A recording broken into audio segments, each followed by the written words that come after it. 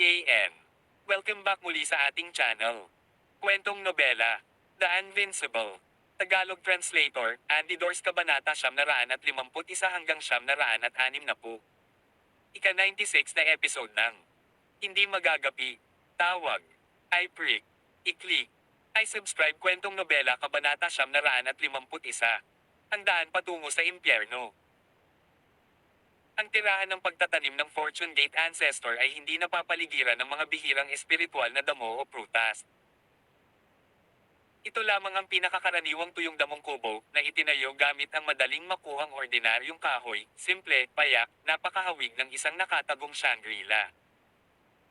Ito ay isang bagay na hindi inaasahan para kay Huang Xiaolong.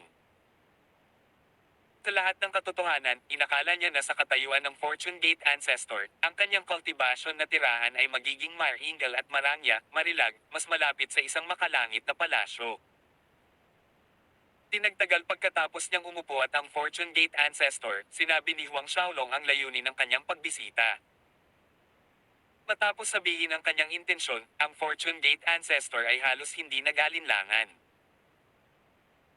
Bahagyang lumingon siya kay Lilo na nakatayo malapit sa kanya. Lure, kunin mo ang fortune medallion ko at maglakbay kasama si Union Chief Huang sa Tong Prefecture City. Ang principal ng Vermilion Burn Institute na si Qiu Baifei at ang iba pa mula sa 4 na galaxy ay tiyak na nagtatago sa Fortune Worlds Tong Prefecture City. Ang pagkakaroon ni Lilo na samahan si Huang Xiaolong ay nagpahiwatig na ang Fortune Gate Ancestor ay sumang-ayon sa kahilingan ni Huang Xiaolong na tipunin ang grupo ni Qiu Baifei at hayaan siyang gawin ang sa tingin niya ay angkop. Ito ay sa loob ng inaasahan ni Huang Xiaolong. Ang grupo ni Qiu Baifei ay hindi mga disipulo ng Fortune Gate, isang batch lamang ng mga tao na dumating upang humingi ng kanilang proteksyon. Bukod dito, ang grupong iyon ng mga tao ay binubuo lamang ng mga mababang antas ng High God Realm Cultivator. Hanggat ang Fortune Gate Ancestor ay walang mali sa kanyang ulo, imposibleng masaktan niya si Huang Xiaolong para lang doon. Tinanggap ni Lilo ang Fortune Medallion mula sa kamay ng kanyang guro at magalang na sumaludo bago umalis, pinangunahan si Huang Xiaolong palabas mula sa Sacred Fortune Mountain patungo sa Tong Prefecture City. Nang dumating si Huang Xiaolong sa Tong Prefecture City, sina Qiu Baifei at He Feifan ay dalawa ang naglilinang kasama ang ilang mga babaeng disipulo ng Fortune Gate. Nang makita nila siyang lumitaw, ang kanilang mga mukha ay nawala ng kulay at lahat ng iba ay nalanta. Makalipas ang kalahating oras, nilinis ni Huang Xiaolong ang mundo mula sa Qiu Baifei, He Feifan, at pagkatapos ng ilan. Sa paghawak ni Lilo ng Fortune Medallion, walang sino man ang nagtangkang hadlangan o salakayin si Huang Xiaolong na lubos na nabawasan ang kanyang mga problema. Matapos makitungo sa grupo ni Qiu Baifei, hindi nagmamadaling umalis si Huang Xiaolong sa Fortune World na natili sa Sacred Fortune Mountain sa loob ng 10 araw. Sa 10 araw na ito, nagkaroon siya ng 3 sparring session kasama ang Fortune Gate Ancestor. Kung tungkol sa resulta, walang nakakaalam maliban sa kanilang dalawa. Dahil walang ibinunyag ang Fortune Gate Ancestor, si Lilo at ang iba pa niyang mga disipulo ay hindi nang ahas na magtanong. Gayunpaman, pagkatapos ng bawat sparring session, ang Fortune Gate Ancestor ay tila mas matanda kaysa dati. Sa ika-11 araw, si Huang Xiaolong ay nakatayo sa harap ng Fortune World's Transmission Array, nakatingin kay Lilo, talagang ayaw mong bumalik kasama ko. Pareho kayong nami-miss ni tatay at nanay, lalo na kay inay. Nandyan din si Huang Min. Iniwasan ni Lilo ang tingin ni Huang Xiaolong, hindi sinasadyang kinagat ang kanyang mga labi, ngunit humiling siya sa huli, pag-usapan natin ito mamaya. Tahimik na bamantong hininga si Huang Xiaolong sa kanyang puso, alam niyang wala ng silbi ang pagsisikap na hikayatin siya, kaya hindi siya nagpatuloy. Nagkaroon sila ng oras, higit pa, ang bagay na ito ay hindi maaaring madaliin. Kahit papaano, hindi napigilan ni Lilo na gumugol ng oras na mag-isa kasama siya. Higit sa lahat, kapag sila lang ay walang saplot na nakatikit sa kanyang mukha. Para kay Huang Xiaolong, ito ay sapat na sa ngayon. Bilang isang nahuling pag-iisip, naglabas siya ng isang special na singsing. Nang ibigay niya ito kay Lilu, sinabi niya, sa loob nito ay may 10,000 sagradong grado na immortal na mga espiritong bato, at 10 batch ng rango ng 10 Tribulation Grade Myriad Cure Holy Pills na ako mismo ang nagpino. 10,000 sagradong grado na walang kamatayang espiritong bato. 10 batch ng rank 10 Tribulation Grade Myriad Cure Holy Pills. Ang mga alon ng pagtataka ay tumama sa puso ni Lilo. Ito. Ang natural na reaksyon ni Lilo ay ang pagtanggi. Marahang umiling si Huang Xiaolong sa kanya, alam ko kung ano ang gusto mong sabihin, ngunit mayroon akong sapat na dami ng sagradong grade ng mga Spirit Stone at rango ng 10 Tribulation Grade Myriad Cure Holy Pills. Dumiko siya at humakbang papunta sa transmission array. Nag-activate ang transmission array, at nawala na ang anyo ni Huang Xiaolong nang lumabo ang ilaw, nag-iwan lamang ng echo ng kanyang mga salita sa hangin, "I'll come see you again." Nakatitig si Lilu sa walang laman na transmission array, ang kanyang puso ay parang walang laman. Matagal siyang nakatayo doon at tulala bago bumalik ang kanyang kalmado. Mahigpit na ikinuyom ang spatial ring sa kanyang palad, tumalikod siya at lumipad pabalik sa Sacred Fortune Mountain. Pagkalipas ng 2 araw, bumalik si Huang Xiaolong sa Divine Dan City. Kahit na bumalik siya sa Abundant Deities Manor, inaalala ni Huang Xiaolong ang 10 araw na kasama niya si Lilu sa Sacred Fortune Mountain. Ang mga linya ng kanyang maselang mukha, ang bawat mahinang ngiti ng kanyang cherry na labi ay nag-replay sa harap ng mga mata ni Huang Xiaolong. Lumapit sa kanya si Shi Xiaofei mula sa likuran, ang kanyang boses ay malambot at umaliw, tungkol sa bagay ng nakababatang kapatid na si Lilu, huwag mo nang masyadong isipin iyon. Darating siya. Tumango si Huang Xiaolong, tahimik na inabot para hawakan ang maliliit na kamay ni Shi Xiaofei. Pinasag niya ang katahimikan pagkaraan ng 5 minuto, at sinabing, tumawid ako sa landas patungo sa impyerno kinabukasan, maaaring tumagal ng 3 taon o mas matagal pa. Sa aking pagkawala, ikaw, ama, ina, at lahat ay hindi dapat umalis sa Divine Dan City. Pagamat sa kasalukuyang katayuan at impluensya ni Huang Xiaolong ay hindi dapat may sinumang maglalakas loob na saktan ang kanyang pamilya, ang sobrang pag-iingat ay hindi makakasakit. Tumango si Shi Xiaofei sa masunaring paraan, huwag kang mag-alala sa amin, kami na ang bahala sa sarili namin. Ang landas patungo sa impyerno ay puno ng mga panganib sa bawat sulok, maging maingat.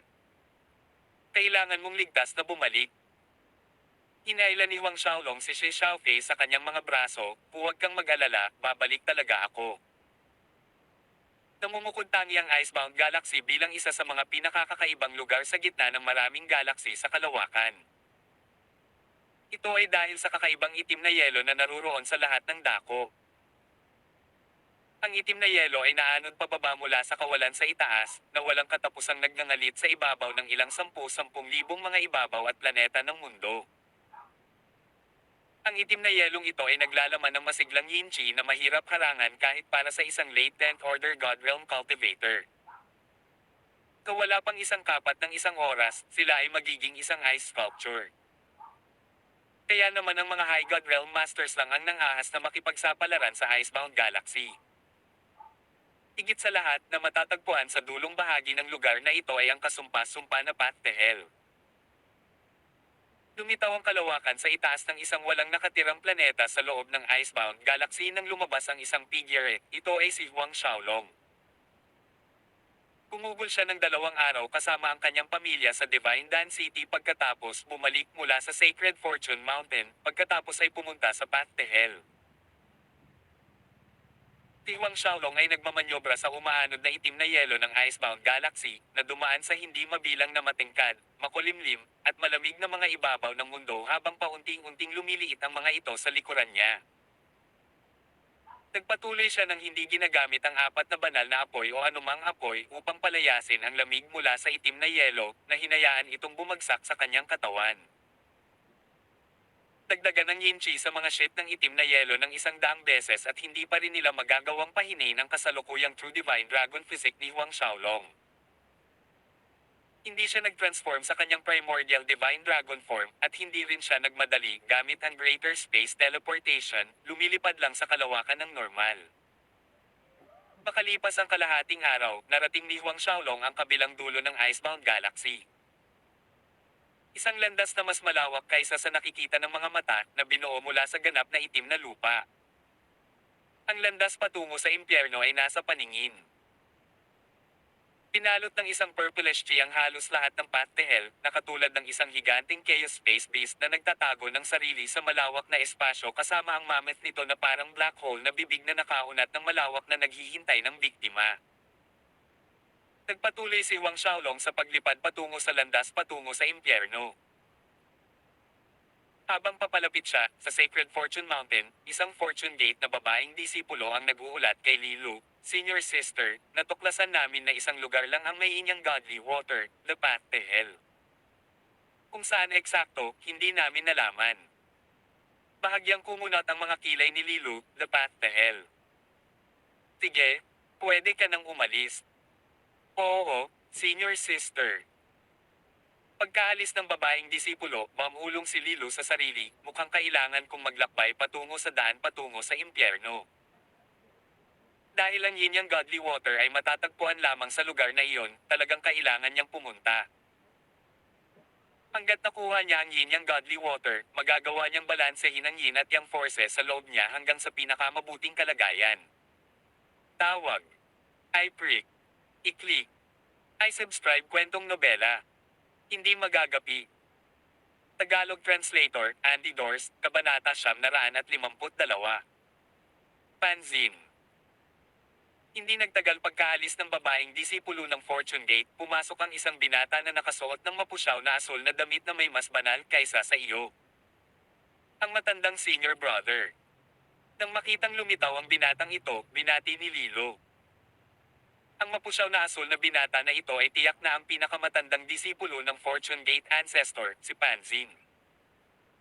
Junior Sister, narinig ko na hinahanap mo ang kinaroroonan ng yin yang godly water. Sabi ni Panzin.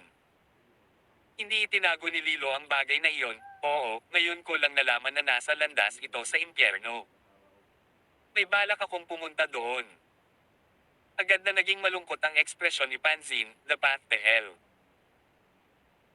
Junior Sister, wala kang ideya kung gaano kadelikado ang path to hell, kahit ang isang 10th Order High God Realm Master ay hindi magagarantiya ng katiyakan na lalabas ng buhay kapag nakapasok na.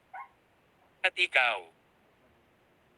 Hindi natitinag ang saloobin ni Lilo, nagniningning ang determinasyon sa kanyang mga mata habang umiling siya kay Panzin, eldest senior brother, huwag mo akong hikayatin, nakapagpasya na ako. Napabuntong hininga si Panzin, tila napakabigat, wala ka talagang nararamdaman para sa akin. Muling umiling si Lilo, at sinabing, pinakamatanda na kapatid na lalaki, malinaw kong sinabi ito sa iyo. Alam kong napakabuti mo sa akin sa mga taon na nandito ako, pero kapatid lang ang tingin ko sa iyo. Naging madilim ang boses ni Panzin na may katas sa loob, ito ba ay tulad ng sinasabi ng mga chismis sa labas, dahil doon sa Huang Xiaolong. Noon pa man ay iniisip ni Panzin na hanggat siya ay nagpupersage, darating ang araw na ang kanyang damdamin ay makakarating kay Lilo, ngunit ang langit ay tila pinaglalaroan siya. Mahigit isang dekada na ang nakalipas, sa panahon ng Alchemist Grandmaster Grand Competition, biglang nagsimulang lumipad ang mga chismis tungkol kina Lilo at Huang Xiaolong. Sa sandaling iyon, sa wakas ay naunawaan ni Panzin kung bakit niya ito tinanggihan noong nakaraan. Iyon ay dahil mayroon ng isang lalaki sa kanyang puso. At palagi niyang sinasakop ang puso niya. Hindi sumagot si Lilo, mamantong hininga, eldest senior brother, bakit mo ito ginagawa sa iyong sarili? Ang galit ay bumalot sa boses ni Panzin, hindi ako susuko sa iyo. Kahit napatayin ako ng Huang Xiaolong na iyon, hindi ako sumusuko. Mabilis siyang tumalikod at umalis. Pinagmasdan ni Lilo ang asul na balabal na figure na nawala sa kanyang paningin. Bumalik sa kanyang sariling cultivation na tirahan, si Panzin ay tahimik na naupo, isang malamig na lamig sa kanyang mga mata. Nang walang anumang indikasyon, dinurog ng kanyang mga daliri ang tasa ng alak malapit sa kanyang kamay upang maging pinong alikabok. Napangit ang mukha niya dahil sa galit na may hangganan sa pagkabaliw, Huang Xiaolong, kung hindi ko ito makukuha, hindi mo rin makukuha. Dahil ganoon iyon, Lilu, huwag mong sisihin ang matandang senior na kapatid sa pagiging walang awa. Kahit hindi ko makuha ang puso mo, akin ang katawan mo. Maghihintay ako hanggang sa makarating siya sa Pathel bago kumilos. Ang mga alingaw-ngaw ng nakakatuwang tawa ay lumabas mula sa kultibasyon na tirahan ni Panzin. Tirichet Asterisk S. Sa Icebound Galaxy. Tiwang Xiaolong ay dahan-dahang lumutang pababa sa simula ng Pathel. Pagtingin pasulong, ang landas sa harap niya ay nababalot ng makapal na layer ng Yin Ghost Chi, halos hindi makita ng isa kung may katapusan ba talaga ang kalsadang ito. Dahil ito ay itinayo mula sa itim na bituin na lupa, ang landas mismo ay may betik-betik na may mahinang kumikinang na liwanag ng bituin. Gayunpaman, ang liwanag ng bituin dito ay naiiba sa karaniwang romantikong konsepto sa mundo sa labas, malinaw at maliwanag. Ang liwanag ng bituin sa landas na ito ay nagbigay ng kasuklam-suklam, malamig na pakiramdam. Pumasok si Wang Xiaolong sa Pathel sa isang kisap mata, lumipad pasulong. Ang makapal na Yin Ghost Chi na lumulutang sa lugar na ito ay lubhang kinakaing unti-unti at nakakalason, ngunit si Huang Xiaolong ay hindi nagabala na lumikha ng isang protective God Force barrier sa kanyang paligid, hinayaan itong dumaan sa kanyang True Divine Dragon Physique habang siya ay lumilipad papasok. Sa puntong ito, dito sa mababang kaharian, kakaunti ang mga bagay na maaaring pisikal na makapinsala sa katawan ni Huang Xiaolong. Habang siya ay patuloy na lumilipad ng mas malalim, ang lahat ng pumasok sa kanyang paningin ay tuyong damo, itim na patay na mga puno ng kahoy, at tigang na burol. Paminsan-minsan, nakakakita siya ng isa o dalawang buto ng ilang halimaw na hindi niya nakikilala. Walang bakas ng buhay ang makikita sa paligid niya. Ito ay isang tuyo na tanawin na puno ng kamatayan at pagkawasak. Mabilis na lumipas ang kalahating araw. Gayunpaman, si Huang Xiaolong ay nasa periphery pa rin ng path, kaya bihira siyang makatagpo ng anumang Yin Ghosts. Para bang walang katapusan ang landas na ito patungo sa impyerno, ito ay isang malawak na mainland sa sarili, na lumalampas sa apat na kalawakan na pinagsama ng 1,000 beses, o kahit 10,000 beses. Mahirap para kay Huang Xiaolong na isipin kung paano nabuo ang Pathel na ito. Gaano karaming black star soil ang ginamit upang bumuo ng ganoon kalawak at walang hangganang lupain? Ang pinakamahalagang tanong ay, anong uri ng kapangyarihan ang nagsanib ng napakaraming itim na bituing lupa na bumubuo nitong landas patungo sa impyerno? Ang lahat ay isang misteryo. Ang liwanag ng araw sa landas patungo sa impyerno ay unti-unting nabawasan. Ang lugar na ito ay nagkaroon din ng araw at gabi. Bagamat walang sikat ng araw sa landas patungo sa impyerno, kadalasang madilim na kulay abo ang paligid. Nang bumagsak ang gabi, ang mga alon ng Yin Ghost Chi na rumaragas ang palabas mula sa kawalan sa itaas ay 10 beses na mas siksik kaysa sa araw, tunay na isang kumot ng kadiliman. Pagdating ng gabi, parang nahulog ito sa pinakamadilim na kailaliman. Kaagad na natuklasan ni Huang Xiaolong na kapwa ang kanyang banal na pakiramdam at ang lawak ng kanyang paningin ay lubhang nahahadlangan sa gabi. Well, at least naligtas ang God Force niya. Laminggaling siya sa paligid at nagpas siyang humanap ng lugar na makapagpahinga para sa gabi na nagpatuloy sa pasulong ng dumating ang araw. Kung tutusin, may mga 7 buwan pa bago ang nasabing 5 taon na deadline, walang pagmamadali. Pinagmasdan ni Huang Xiaolong ang kanyang kasalukuyang kapaligiran, bumababa sa isang bakanting espasyo sa harap ng isang mataas na talampas na pader. Sa isang suntok, mabilis siyang nakagawa ng kuweba at pinasok ito ng kurap. Ang mga bundok sa Pathel ay napakahirap, na umabot sa punto kung saan ang isang mababang antas na High God Realm Master ay halos hindi makabasag ng isang 10 metrong taas na bato. Ang ginawa lamang ni Huang Xiaolong, ang pagsuntok sa isang pahingahang kuweba gamit ang kanyang kamao habang hindi naaapektuhan ang ibang mga lugar ng bundok ay hindi narinig. Inayos ni Huang Xiaolong ang isang simpleng defensive formation sa paligid ng pasukan ng kuweba, pagkatapos ay naupo ng nakakross ang paa upang magnilay, pinaikot ang kanyang 4 na banal na apoy. Ang kumikinang na kulay abong enerhiya ay damaloy palabas, na pumasok sa kanyang katawan. Bagamat mayroon siyang nakaset-up na defensive formation, pinaghiwalay pa rin niya ang isang bahagi ng kanyang atensyon upang magbantay sa labas ng kuweba. Makalipas ang humigit kumulang 3 oras, nagningning ang defensive formation mula sa isang impact na nagtitiis sa isang pag-atake mula sa isang bagay. Huminto si Huang Xiaolong sa paglilinang, tumayo sa kanyang mga paa, at lumabas sa pasukan. Nang marating niya ang pasukan ng kuweba, nakita niya ang ilang Yin Ghosts na kumukuha ng kanilang Ghost Force para sa lakayin ng kanyang defensive formation. Ang mga Yin Ghosts sa landas patungo sa impyerno ay halos 3 hanggang 4 na beses ang laki ng tao na may laman at dugo. Gayunpaman, ang kanilang laman at dugo ay kasing itim ng tinta. Ang grupo ng mga Yin Ghost na umaatake sa kanyang defensive formation ay katamtaman sa mga tuntunin ng lakas, sa pagitan ng kalagitnaan at huling bahagi ng ika-10 Order God Realm. Si Huang Xiaolong ay masyadong tamad na igalaw ang kanyang mga kamay, direktang nagpadala ng isang Soul Force Sword na tumusok sa kanilang mga katawan, ganap na sinisira ang kanilang mga kaluluwa. Gayunpaman, pagkaraan ng ilang oras, isa pang grupo ng mga Yin Ghost ang dumating na kumakatok sa kanyang kuweba. Umunat ang noo ni Huang Xiaolong, halatang galit. Paano siya nahanap ng mga Yin Ghost na ito? Logically speaking, sa defensive formation sa labas ng kanyang kuweba, ang mga Yin Ghosts na ito na may lakas lang sa God Realm ay hindi dapat ma-detect siya. Ang nakakabahala ay ang kaluluwa ng mga Yin Ghost na ito ay hindi nagpapanatili ng mga alaala tulad ng ginawa ng isang tao. Kahit nasaliksikin ni Huang Xiaolong ang kanilang mga kaluluwa, hindi siya makakahanap ng maraming impormasyon. Pagkatapos ng ilang grupo ng pag-atake ng Yin Ghost, dumating ang umaga. Nagpatuloy si Huang Xiaolong sa paglalakbay. Habang lumalalim siya sa pathel, ang dalas ng paglitaw ng mga Yin Ghosts ay tumaas ng husto, ang ilan ay may lakas na katumbas ng mababang antas ng High God Realm na mga human cultivator. Pagkalipas ng 2 araw, bumaba si Huang Xiaolong sa tuktok ng bundok.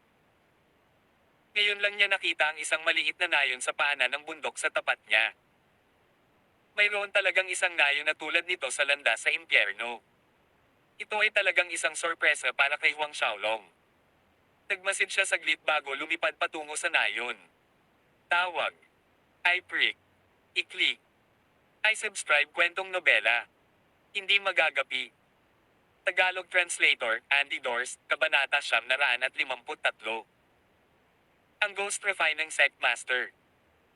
Makalipas ang 2 hininga, narating ni Huang Xiaolong ang pasukan ng nayon. Tila mayroong ilang mga depensiba at mga pormasyong pang-atake na inilatag sa paligid ng perimeter ng nayon. Ang mga pormasayo na iyon ay maaaring makaiwas sa God Realm at mababang antas na High God Realm Yin Ghosts, ngunit sa mga mata ni Huang Xiaolong ay wala sila. Dahil hindi niya itinago ang kanyang presensya nang bumaba sa pasukan ng nayon, ang pagdating ni Huang Xiaolong ay agad na nagpaalerto sa mga taga-nayon sa loob. Ilang figure ang lumipad palabas mula sa iba't ibang direksyon, nakamarang sa kanyang pagpasok. Sino ka? Ano ang pakay mo sa pagpunta sa Ghost Curve Village natin? Maraming tao ang sumigaw kay Huang Xiaolong, labis na nag-iingat. Sa paghusga sa kanilang mga ekspresyon, handa silang sugurin siya kung maglalakas loob siyang gumawa ng anumang hindi inanyayahang mga galaw. Hindi nagalit si Huang Xiaolong sa kanilang mga reaksyon. Ang mga taong ito sa harap niya ay nakasuot ng mga damit na gawa sa balat ng ilang hindi kilalang halimaw, na may nakasulat na malalim na mga simbolo na talagang bumubuo ng isang uri ng defensive formation. Ang mga mahihina ay may cultivation ng First Order at Second Order High God Realm sa karaniwan. Naisip ni Huang Xiaolong habang ang kanyang mga tingin ay tumama sa kanila. Kakapasok ko pa lang sa landas patungo sa impyerno mula sa labas, nagkataon lang na dumaan ako sa lugar na ito, kaya lumapit ako para magtanong ng ilang impormasyon tungkol sa Ghost Refining Sect. Si Huang Xiaolong ay prangka mula sa harapan. Ang sekta ng Ghost Refining. Sa sandaling marinig ng mga taga-nayon ang pangalan ng Ghost Refining Sect, ang kanilang mga mukha ay naging mas maputi ng ilang kulay dahil sa matinding takot, ang kanilang mga mag-aaral ay naninikip. Nakikita ko, isang bagong dating na bisita mula sa labas, ngunit wala kaming alam tungkol sa Ghost Refining Sect. Pinabuti mong magmadali at umalis. Payo ng isa sa mga taga-nayon, isang nasa katanghaliang gulang na lalaki. Nang marinig na si Huang Xiaolong ay isang taong nagmula sa labas ng Path to Hell, ang mga taga-nayon na ito ay malinaw na naibsan, ang kanilang tensyon at pagkabahala ay bahagyang nabawasan. Gayunpaman, ang pagbanggit sa Ghost Refining Sect ay nagdulot ng isa pang uri ng takot sa kanila, matinding pagtanggi na makipag-usap kay Huang Xiaolong tungkol dito. Hindi kaagad umalis si Huang Xiaolong gaya ng hiniling. Sa halip, kumuha siya ng 10 pinakamataas na divine grade na mga espiritong bato, hinayaan itong lumutang sa hangin, na nagsasabing, sagutin mo ako ng isang tanong at bibigyan kita ng isang pinakamataas na divine grade na spirit stone. Nang engganyo siya. Nangungunang divine grade spirit stone. Panay ang titig sa 10 pinakamataas na divine grade na mga spirit stone na lumulutang sa harap ni Huang Xiaolong, ang mga mata ng mga taga-nayon ay naging nilalagnat. Ano ang gusto mong malaman? Lumipas ang ilang minuto sa pag-aalinlangan bago nagsalita ang parehong nasa katanghaliang nayon. Gusto kong malaman kung nasaan ang Ghost Refining Sect.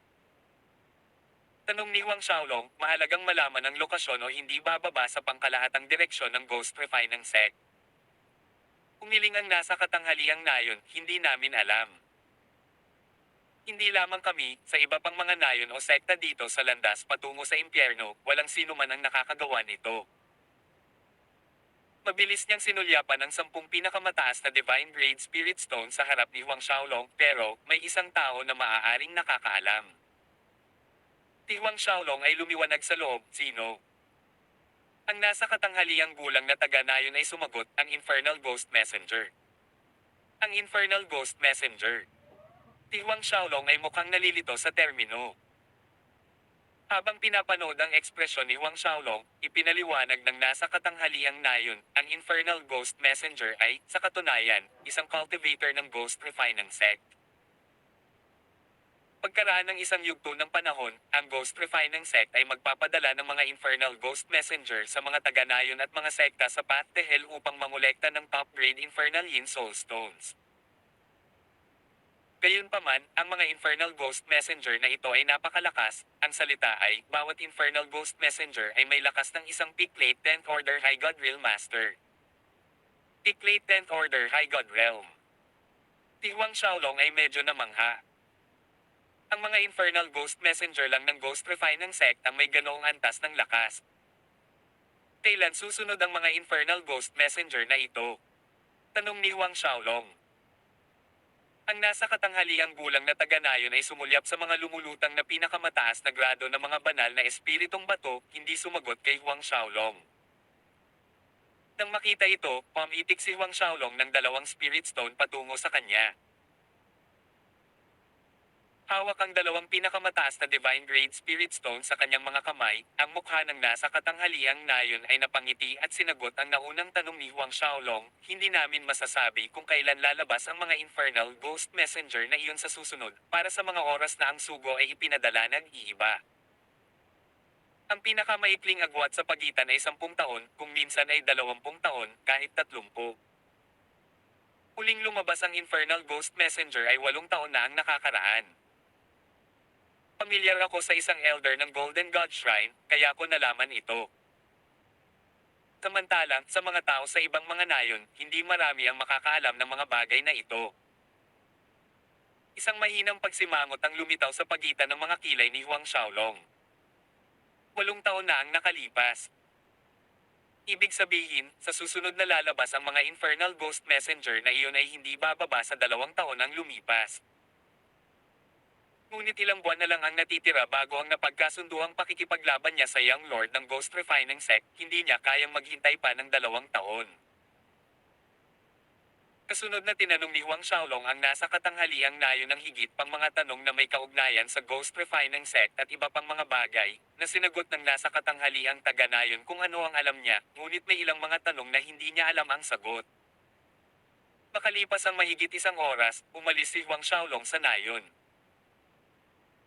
Bagamat ang nasa katanghaliang gulang na taga-nayon ay walang maraming impormasyon na may kaugnayan sa Ghost Refining Sect, ang kanyang mga sagot ay sapat na upang magbigay kay Huang Xiaolong ng pangkalahatang pangunawa sa Path to Hell. Kahit na walang maraming mga sekta na naitatag sa Path to Hell, binibilang ang maliit at katamtamang hanay na puwersa, mayroong higit sa 3,000. Sa kanila, mahigit 100 ang mga puwersang unang ranggo. Isa lang ang super force dito. Nakatayo ito sa tuktok ng hierarchy, ang monarch ng Path to Hell, ang Ghost Refining Sect. Sa totoo lang, mayroon talagang 6 na super force sa lugar na ito. Ilang sampu-sampung milenyo na ang nakalipas, pinasakop ng Ghost Refining Sect ang iba pang 5 super forces, na isinama sila sa sarili nilang sekta. Hindi alam kung paano nila nagawa iyon. Sa pag-iisip nito, ang ekspresyon ni Huang Xiaolong ay naging malalim. Ang kabuuang lakas ng Ghost Refining Sect ay higit na kakilakilabot kaysa sa naisip niya. Isipin kung gaano kalakas ang 5 super force na nakatayo sa parehong taas ng Fortune Gate o Wango Clan ay pinagsama. Hindi pa banggitin na ang Ghost Refining Sect ay isa ng napakalakas na puwersa sa simula. Taglay na nila ngayon ang pinag-isang lakas ng 6 na sobrang puwersa. Nahulaan ni Huang Xiaolong na ang katayuan ng mga Infernal Ghost Messenger na iyon sa loob ng Ghost Refining Sect ay malamang na mataas, malamang na direktang tumatanggap ng mga order mula sa Sect Master. Ang isa pang punto ay, ang Ghost Refining Sect ay maaaring may napakaraming Master ng High God Realm, ngunit hindi marami sa kanila ang pinakamataas na Late 10th Order High God Realm. Naniniwala si Huang Xiaolong na, sa kanyang kasalukuyang lakas, magagawa niyang talunin ang batang Panginoon ng Ghost Refining Sect kung muli silang lalaban. Ang inaalala niya ngayon ay ang kasalukuyang Sect Master. Noong nakaraan, noong siya ay nasa Sacred Fortune Mountain na bumibisita kay Lilo, tinanong niya ang Fortune Gate Ancestor tungkol sa kapangyarihan ng Ghost Refining Sect. Sinabi sa kanya ng Fortune Gate Ancestor na ang Wango Clan Ancestor ay nakipagsapalaran sa loob ng Path to Hell ilang libong taon na ang nakalilipas, kung saan nakilala niya ang Ghost Refining Sect Master. Nakipaglaban sila, at ang Wango Clan Ancestor ay natalo ng malungkot. Ito ay isang mapalad na bagay na ang Wango Clan Ancestor ay nakasuot ng kanilang Wango Clan's Heritage Divine Armor at nilinang ang isang sinaunang Escaping Heart na nakatakas sa kamatayan ng isang buhok. Kung hindi, siya ay mananatili magpakailanman sa landas patungo sa impyerno. Ang pangyayaring ito ay nagpadala ng mga alon ng pagkabigla sa buong mundo. Pagkatapos ng lahat, ang Wango Clan Ancestor ay kinikilala bilang ang pinakamalakas na tao sa maraming kalawakan. Ang isang tao sa ganoong katayuan ay halos hindi nakatakas mula sa kamay ng Ghost Refining Sect Master. Sa isang pagkakataon, binanggit ang Ghost Refining Sect Master, ang Wango Clan Ancestor ay nagsabi nito, hindi isang Heavenly God pa ang mas makapangyarihan kaysa isang Heavenly God. Hindi isang makalangit na Diyos ngunit mas makapangyarihan kaysa isang makalangit na Diyos. Ibig sabihin, kahit na ang Ghost Refining Sect Master ay nasa High God Realm pa rin, ang kanyang tunay na lakas ay lumampas sa karaniwang First Order Heavenly God Masters. Tirichet Asterisk S. Makalipas ang kalahating buwan, si Huang Xiaolong ay nagpakita sa harap ng isang nasirang lungsod. Mas malamang kaysa sa hindi, ang nasirang lungsod na ito ay ang labi ng isang lipol na sekta. Sa kalahating buwang ito, walang sawang hinahanap ni Huang Xiaolong ang lokasyon ng Ghost Refining Sect, ngunit walang resulta. Nakatagpo nga siya ng ilang mga disipulo mula sa maliliit at katamtamang puwersa na may nakalulungkot na kaalaman tungkol sa Ghost Refining Sect. Tinagtagal pagkatapos lumitaw si Huang Xiaolong sa harap ng nasirang lungsod na ito, may isang taong mabilis na tumakas palabas mula rito. Humahabol sa likuran niya ang ilang mabangis na hayop na nakabuka ang kanilang mga panga, na pumutok sa kanilang matatalas na ngipin. Habang hinahabol ang kanilang biktima, ang ilang mabangis na hayop na ito ay huminga ng itim na ghost chi mula sa kanilang mga bibig, na may mga pahiwatig ng makamandag na berdeng chi sa gitna nito. Nang makita ng figurang iyon si Huang Xiaolong, bumakas ang pananabik sa kanyang mukha habang bumibilis siya sa direksyon ni Huang Xiaolong. Tawag. I-prick. I-click. I-subscribe kwentong nobela. Hindi magagapi. Tagalog Translator, Andy Dors, Kabanata 954. Ang Spiriting Demon Gates. Nang makitang bumibilis ang figurang iyon patungo sa kanya, bahagyang kumunat ang noo ni Huang Xiaolong. Nahulaan na niya kung anong tukana ang sinusubukang gawin ng kabilang panig. Maliwanag sa araw na gustong i-discarga ng figure ang mga mabangis na hayop na humahabol sa kanya papunta kay Huang Xiaolong, gamit si Huang Xiaolong bilang isang kalasag upang harangan ang mga mabangis na hayop na iyon para makatakas siya. Kahit na ang lakas ni Huang Xiaolong ay hindi sapat, ito ay sapat na upang maantala ang mga mabangis na hayop na iyon ng panandalian, na sapat na upang madagdagan ang kanyang sariling mga pagkakataong makatakas. Habang papalapit ang tumatakas na figure, nakita ni Huang Xiaolong na siya ay isang nasa katanghaliang gulang na lalaki na may bilog na mukha at maliliit na mga mata. Isang tingin lang sa lalaking nasa katanghaliang gulang na ito at masasabi na ito ay isang mapanlinlang at mapagkwente na tao. Mula sa malayo, sumigaw ang nasa katanghaliang gulang na lalaki, "Hoy, kuya, saang sekta ka nang galing? Paano kung makipagtulungan tayo at patayin ang mga walang alam na mabangis na hayop, hahatiin ko sa iyo ang kalahati ng mga kayamanan sa loob ng lungsod." Tatakot na hindi siya tutulungan ni Huang Xiaolong, ang nasa katanghaliang gulang na lalaki ay naglabas ng pain na nagsasabing mayroong isang uri ng kayamanan. Biglang itinaas ni Huang Xiaolong ang isang braso, lumalabas ang kanyang palad. Sa isang galaw, nagkapira-piraso ang ilang mabangis na hayop na humahabol sa nasa katanghaliang gulang na lalaki. Ang laman at dugo ay lumabas na parang mga palaso. Sa sumunod na segundo, ilang itim na anino ang nakatakas mula sa nahahati na bahagi ng katawan, ang mga kaluluwang yin ng mabangis na hayop. Ang mabangis na hayop sa Path to Hell ay walang mga Diyos, tanging ang kaluluwang yin. Ang kanilang mga kaluluwang yin ay katulad ng mga kaluluwang multo ng mga nilalang na multo. Ang ghost chi sa loob ng mabangis na mga hayop mula sa Path to Hell ay isang likas na kadahilanan. Dahil dito, tinawag din silang mga ghost beast. Nang makita ang ilang mabangis na yin na kaluluwa ng mga hayop na sumusubok na tumakas, ang kamay ni Huang Xiaolong ay iniunat, na naging sanhi ng isang malakas na nakakaakit na puwersa upang igapos sila at dalhin sila sa kanya. Pagkatapos, nabuhay ang kanyang Archdevil Supreme Godhead, na nilamon sila sa isang iglap na ginawang God Force.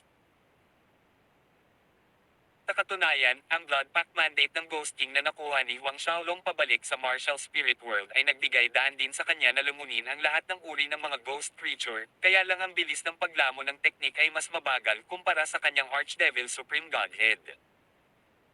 Sa makatuwid, hindi ginamit ni Huang Xiaolong ang pamamaraan ng Blood Pact mandate. Ang nasa katanghaliang gulang na lalaki ay nanunood ng nakanganga ang bibig, pagkatapos ay hindi napigilan ng kanyang katawan ang panginginig. Ang bawat isa sa mga mabangis na hayop na humahabol sa kanya ngayon ay halos kasing lakas ng isang Fourth Order High God Realm Human Master. Ngunit lahat sila ay napatay sa isang iglap. At ang itim na buhok na binata ay talagang makakain ng kanilang mga kaluluwang yin. Siya kaya, ang lalamunan ng nasa katanghaliang gulang na lalaki ay biglang nakaramdam ng pangangati dahil sa pagkatuyo. Lumunok siya ng ilang beses bago napakamaingat na humakbang patungo kay Huang Xiaolong, napakagalang habang nagtatanong, "Maaari ko bang malaman kung saang sekta ang senior?" Ang isang ito ay isang elder ng Spiriting Demon Gates, si Zhao Yucheng. Si Elder Zhao Yucheng ng Spiriting Demon Gates. Taglit na pinagmasdan ni Huang Xiaolong ang nasa katanghaliang gulang na lalaki, pagkatapos ay sinabi, "Kakapasok ko lang sa landas patungo sa impyerno mula sa labas. Sabihin mo sa akin, ano ang tinatawag na kayamanan na iyong binanggit ngayon?" Ang nasa katanghaliang gulang na lalaki ay natigilan, pagkatapos ay isang halatang ekspresyon ng pagkaluwag ang lumitaw sa kanyang mukha nang marinig niyang sinabi ni Huang Xiaolong na siya ay mula sa labas. Pagkatapos ay nagmamadali siyang sumagot, sa pagsagot sa tanong ni Senior, ang nasirang lungsod na ito ay dating Path to Hell's Mad Ghost Sect, isang first rank force sa Path to Hell noong nakaraan. Ang kabuuang lakas nito ay ang pinakamataas pagkatapos ng 6 na super forces, ngunit ito ay nawasak ng Ghost Refining Sect sa kalaunan. Ngunit, noong nakaraan, nabasa ko mula sa isang lumang talaan na ang Mad Ghost Sect ay may isang lihim na kabangyaman na nakatago sa isang lugar sa lungsod. Iyon ang dahilan kung bakit ako narito, sinusubukang hanapin ito, ngunit sino ang mag-aakala na maraming mabangis na hayop ang lilito nang makita ko ang kayamanan. Buti na lang at ngayon lang may senior na tumulong, kung hindi, dinudurog na ako nila. Mad Ghost Sect. Umislap ang mga mata ni Huang Xiaolong, dalhin mo ako doon. Oo, Senior. Ang Elder Zhao Yucheng ng Spiriting Demon Gates ay agad na sumunod sa paggalang at hindi nang ahas na maglaro ng anumang mga trick. Lumipad siya patungo sa nasirang lungsod na humahantong sa daan patungo sa Huang Xiaolong. Habang lumilipad sila sa lungsod, pinagmamasdan ni Huang Xiaolong ang kanyang paligid. Pagamat nasira ng husto ang lungsod, mula sa arkitektura ng mga gusaling ito, nakikita niya ang marilag na anino ng isang makapangyarihan, sinaunang sekta. Tadaan, nakabangga sila ng ilang yin ghosts ng Third Order High God Realm na lakas. Si Huang Xiaolong ay hindi mapakali sa ganitong antas ng biktima, nag-freak out ng isang piraso ng Fire Element God Force upang sunugin sila sa isang iglap. Ang enerhiya ng low-level High God Realm Yin Ghosts ay masyadong mahina sa mga mata ni Huang Xiaolong. Kahit nalungunin niya ang 10,000 sa kanila, ang kanyang lakas ay halos hindi lalago. Sa pagmamasid kay Huang Xiaolong na madaling puksain ang isang grupo ng Third Order High God Realm Yin Ghosts, si Elder Zhao Yucheng ay labis na natakot kaya hindi na siya naglakas loob na mag-isip ng kahit ano pa. Makalipas ang halos isang oras, dinala niya si Huang Xiaolong sa isang tiwangwang na patio. Pagdating, si Elder Zhao Yucheng ay gumawa ng isang mahirap na intindihin na selyo ng kamay na tinamaan ito sa hangin. Isang black space tunnel ang lumitaw sa harap nila. Walang pagkaantala, pareho silang sumugod sa lagusan. Nagbago ang tanawin sa harap ng kanilang mga mata. Nakarating sila sa isang ilang libong metro kwadrado na kahangahangang bulwagan.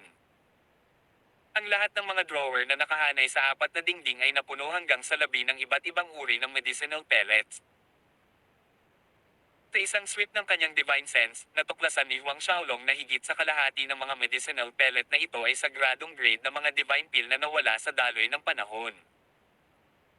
Higit pa rito, karamihan sa kanila ay rank 8 at 9 na tribulation grade divine pellets. Sa gitna mismo ng malaking bulwagan ay isang matandang payat ang buto, nakaupo na nakakross ang paa. Mula sa hitsura ng kanyang kasuotan, malamang na siya ay isang eksperto sa Mad Ghost Sect, isang P-Plate 10th Order High God Realm Master, bago siya mamatay. Ang banal na pakiramdam ni Huang Xiaolong ay dumaan sa matanda, na nagpapatunay na siya ay tunay na patay na. Ang pagkadyos ng matanda ay nabasag sa isang dosenang piraso. Nabasag ng lakas ng palad ng isang tao. Si Huang Xiaolong ay nagulat sa loob. Ang eksperto sa Mad Ghost Sect na ito ay isang P-Plate 10th Order High God Realm Master bago siya mamatay. Ang taong kayang basagin ang kanyang pagkadyos sa isang palad, gaanong kakilakilabot ang kanilang lakas. Kailangang aminin ni Huang Xiaolong na siya mismo ay maaaring hindi ito magagawa. Kung ikukumpara sa matandang ito na isang P-Plate 10th Order High God Realm Master, ang Devil Clan Patriarch Moding Tian, isang Mid-10th Order High God Realm Master, ay mas mahina pa rin. Ang matandang ito ba ay pinatay ng Ghost Refining Sect Master? Nag-flash sa isip ni Huang Xiaolong ang posibilidad. Sa kabilang banda, mula nang siya ay pumasok, si Elder Zhao Yuchang ay nakatitig sa mga drawer na puno ng mga top sacred grade divine pellets na may kumikinang na mga mata. Gayunpaman, nang hindi sinabi ni Huang Xiaolong, hindi siya nang ahas na hawakan sila. Ang mga manual ng paglilinang ay nakasalansan ng mataas sa isang sulok ng malaking bulwagan. Sa hitsura nito, karamihan sa kanila ay pamana ng Mad Ghost Sect. Inilagay ni Huang Xiaolong ang lahat ng cultivation manual at ang katawan ng Mad Ghost Sect expert sa kanyang ossuary ring para sa medicinal pellets. Kinuha niya ang kalahati at iniwan ang kalahati kay Zhao Yucheng. Mabilis na nagpasalamat si Zhao Yucheng kay Huang Xiaolong, puno ng pasasalamat, nang walang salita o isang kisap mata ng kawalang kasiyahan. Siyempre, kahit nakakaramdam siya ng anumang sama ng loob, hindi siya maglalakas loob na ipakita ito sa harap ni Huang Xiaolong. Makalipas ang kalahating oras, lumabas ang dalawang tao sa pamamagitan ng Black Space Tunnel. Casual na tinanong ni Huang Xiaolong ang kanyang tanong, may itatanong pa ako sa iyo, alam mo ba kung saan ang lokasyon ng Ghost Refining Sect? Gustong pumunta ni Senior sa Ghost Refining Sect. Si Zhao Yucheng ay nabigla. Oo. Tumango si Huang Xiaolong. Ibinaba ni Zhao Yucheng ang kanyang ulo, pagkatapos ay sinabi, Senyor, kahit na hindi alam ng junior na ito kung saan ang lokasyon ng Ghost Refining Sect, may alam ako. Noong isang araw, ang Ghost Refining Sect ay nagpadala ng mensahe sa ating Spiriting Demon Gates, Ancestor and Patriarch, na nagutos sa kanila na magtungo sa Ghost Refining Sect upang lumahok sa kanilang susunod na Sect Master Succession Ceremony. Si Huang Xiaolong ay talagang walang pag-asa na makakakuha siya ng anumang kapaki-pakinabang na impormasyon, nagtatanong lamang ng walang kwenta. Ngunit ang resulta ay nakakagulat. Kung gusto ni Senior na pumunta sa Ghost Refining Sect, maaari kong dalhin si Senior upang makita ang aking Spiriting Demon Gates, Ancestor and Patriarch. Dagdag ni Zhao Yucheng. Nang matanggap ang pagsang-ayon ni Huang Xiaolong, inilabas siya ni Zhao Yucheng mula sa nasirang lungsod at nagmamadaling bumalik sa Spiriting Demon Gates. Tawag. I-prick. I-click. I-subscribe kwentong nobela. Hindi magagapi. Tagalog Translator, Andy Dors, Kabanata 755. Isang sining na maaaring lumamo ng mga kaluluwa ni Yin. Habang naglalakbay sila, tinanong ni Huang Xiaolong si Zhao Yucheng tungkol sa mga bagay na may kaugnayan sa nalalapit na seremonya ng succession ng Ghost Refining Sect Master. Bagamat limitado ang alam ni Zhao Yucheng, mula sa kanilang pag-uusap, nakuha ni Huang Xiaolong na hindi lang ang Spiriting Demon Gates ang nakatanggap ng utos, ang iba pang first-rank forces ay nakatanggap din nito. Para kay Huang Xiaolong, ito ay isang magandang balita. Kung mas mataas ang bilang ng mga taong dumalo, hindi gaanong kapansin-pansin si Huang Xiaolong na madaragdagan ang kanyang pagkakataong iligtas ang Ascending Moon Old Man. Pagkalipas ng 2 araw, sa pangunguna ni Zhao Yucheng, dumating si Huang Xiaolong sa Spiriting Demon Gates. Isang bagay na hindi niya inaasahan ay ang katotohanan na ang Spiriting Demon Gates ay itinayo sa gitna ng isang primeval forest. Ang mga kumpol ng matataas at mabababang gusali ay pinagtagpi sa pagitan ng mga sinaunang nagtataasang puno. Ipinagbawal ng Spiriting Demon Gates ang mga tagalabas na pumasok sa kanilang bakuran, ngunit sa pagiging elder ni Zhao Yucheng, ang mga nagpapatrulyang mga disipulo ng Spiriting Demon Gates ay hindi nang ahas na hamarang sa kanilang daan. Bagamat hindi sila nang ahas na harangin sina Zhao Yucheng at Huang Xiaolong, ang isa sa kanila ay ipinadala upang mabilis na ipaalam sa elder na naka-duty. Kaya, ilang sandali matapos lumitaw si Huang Xiaolong sa Spiriting Demon Gates, isang figure ang lumipad patungo sa kanila mula sa kanilang harapan, na nagpatigil kina Zhao Yucheng at Huang Xiaolong sa kanilang mga hakbang. Ang taong ito na humaharang sa kanilang dinadaanan ay nakasuot ng kaparehong damit ng elder ng Spiriting Demon Gates gaya ng kay Zhao Yucheng. Mayroon siyang isang oso na may mahabang mukha at maliliit na mata. Ang kanyang mukha ay tunay na kahawig ng mukha ng isang giraffe. Duyuan, ano ang kahulugan nito? Nagdilim ang mukha ni Zhao Yucheng sa isang iglap, nagsalita sa mababang tono ng pagbabanta. Mula nang masugitan ni Zhao Yucheng ang duyuan na ito sa huling panloob na kompetisyon ng Spiriting Demon Gates, sila ay nag-uunahan sa lahat ng dako. Tumawa si Duyuan, may banta habang sinulyapan niya si Huang Xiaolong bago bumalik kay Zhao Yucheng, sinabing, Zhao Yucheng, hindi mo alam na ang ating Spiriting Demon Gates ay nagbabawal sa mga tagalabas na pumasok sa bakuran maliban kung mayroon silang patriarch o tanda ng ninuno. Ang ekspresyon ni Zhao Yucheng ay naging pangit. Nilinggan muli ni Duyuan si Huang Xiaolong, tumigas ang kanyang boses, Brat, narinig mo ako. Kung wala ang patriarch o ang token ng ancestor, walang tagalabas na pinapayagang pumasok sa ating Spiriting Demon Gates, maaari kang mawala ngayon. Kung hindi, sinasadya mong pumasok sa teritoryo ng ating Spiriting Demon Gates, alam mo ang kahihinatnan. Magwala ka. Nang marinig ni Duyuan na talagang sinasabihan si Huang Xiaolong na magwala, si Zhao Yucheng ay namula, at sabik na sumingit, Duyuan, ikaw. Nandito ang senior na ito para makita ang ating patriarch at ancestor, bumigay ka agad. Sa halip ay natawa si Duyuan sa mga salita ni Zhao Yucheng, ha, ano ang sinabi mo? Itong payat na brat lang ang gustong makita ang ating patriarch at ancestor. Zhao Yucheng, sa tingin mo ba ang anumang ligaw na pusa o aso na dinadala mo sa loob ay kwalipikadong makipagkita sa ating patriarch at ancestor? Sa oras na ito, si Huang Xiaolong na kanina patahimik ay biglang nagtaas ng kamay at gumawa ng grabong motion gamit ang kanyang mga daliri. Isang napakalakas na puwersa ang humila kay Du Yuan hanggang kay Huang Xiaolong, itinaas sa hangin sa pamamagitan ng kanyang leeg. Nagalit at nabigla si Du Yuan sa parehong oras, ngunit ang puwersa ng kanyang katawan ay napigilan ng hindi kilalang puwersa na hindi makalaban. Ikaw Mongrel, bitawan mo ako ngayon, ang lakas ng loob mong pumunta sa aking spiriting demon gates. Umungol si Du Yuan, ngunit bago niya matapos ang gusto niyang sabihin, nagpakawala ng lakas si Huang Xiaolong na dinudurog ang kanyang leeg. Kasunod nito, ang mga hibla ng God Force ay damaloy sa kanyang katawan, na nagwasak sa pagkadyos ni Du Yuan, na nagbure sa kanya mula sa paghiral. Nang walang ibang tingin, inihagis ni Huang Xiaolong ang katawan sa gilid. Natigilan ng mga nagpapatrulyang disipulo ng Spiriting Demon Gates nang makita ang isang bangkay na nakasuot ng Elder Robe na nahuhulog sa kanila. Lahat sila ay na-freeze sa lugar dahil sa pagkabigla, nakalimutang mag-react. Si Zhao Yaseng ay mapatwa bilang isang bangkay, ito ay nangyari nang napakabilis na ito ay nabigong magrehistro sa kanyang utak hanggang sa huli na ang lahat. Ipagpatuloy mo. Tinulak ni Huang Xiaolong si Zhao Yucheng. Oo. Sa senior, pakiusap, sa ganitong paraan. Bumalik sa katinoan si Zhao Yucheng, natatakot na tumango, nakaramdam ng pagkalito.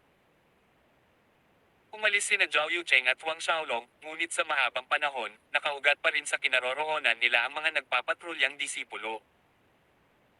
Makalipas ang ilang sandali, dinala ni Zhao Yucheng si Huang Xiaolong sa cultivation palace ng kanilang patriarch. Gayunpaman, ang kanilang pagdating ay hinarang din sa pasukan ng mga nagbabantay na alagad. Sinabi ng isa sa mga disipulo, ang patriarch at ancestor ay nag-uusap ng mahahalagang bagay, wala silang nakikitang sinuman sa ngayon. Dirdiretsong pumasok si Huang Xiaolong na parang hindi niya narinig. Tulad ng pagnanais ng disipulong iyon na pagsabihan si Huang Xiaolong, na pagtanto niya sa kanyang takot na ang kanyang buong katawan ay wala sa kanyang sariling kontrol, hindi maigalaw ang kahit isang daliri. Hindi siya makapagsalita ng isang tunog. Habang pinapanood si Huang Xiaolong na walang pakialam, ang puso ni Zhao Yucheng ay naninikip sa pagkabalisa.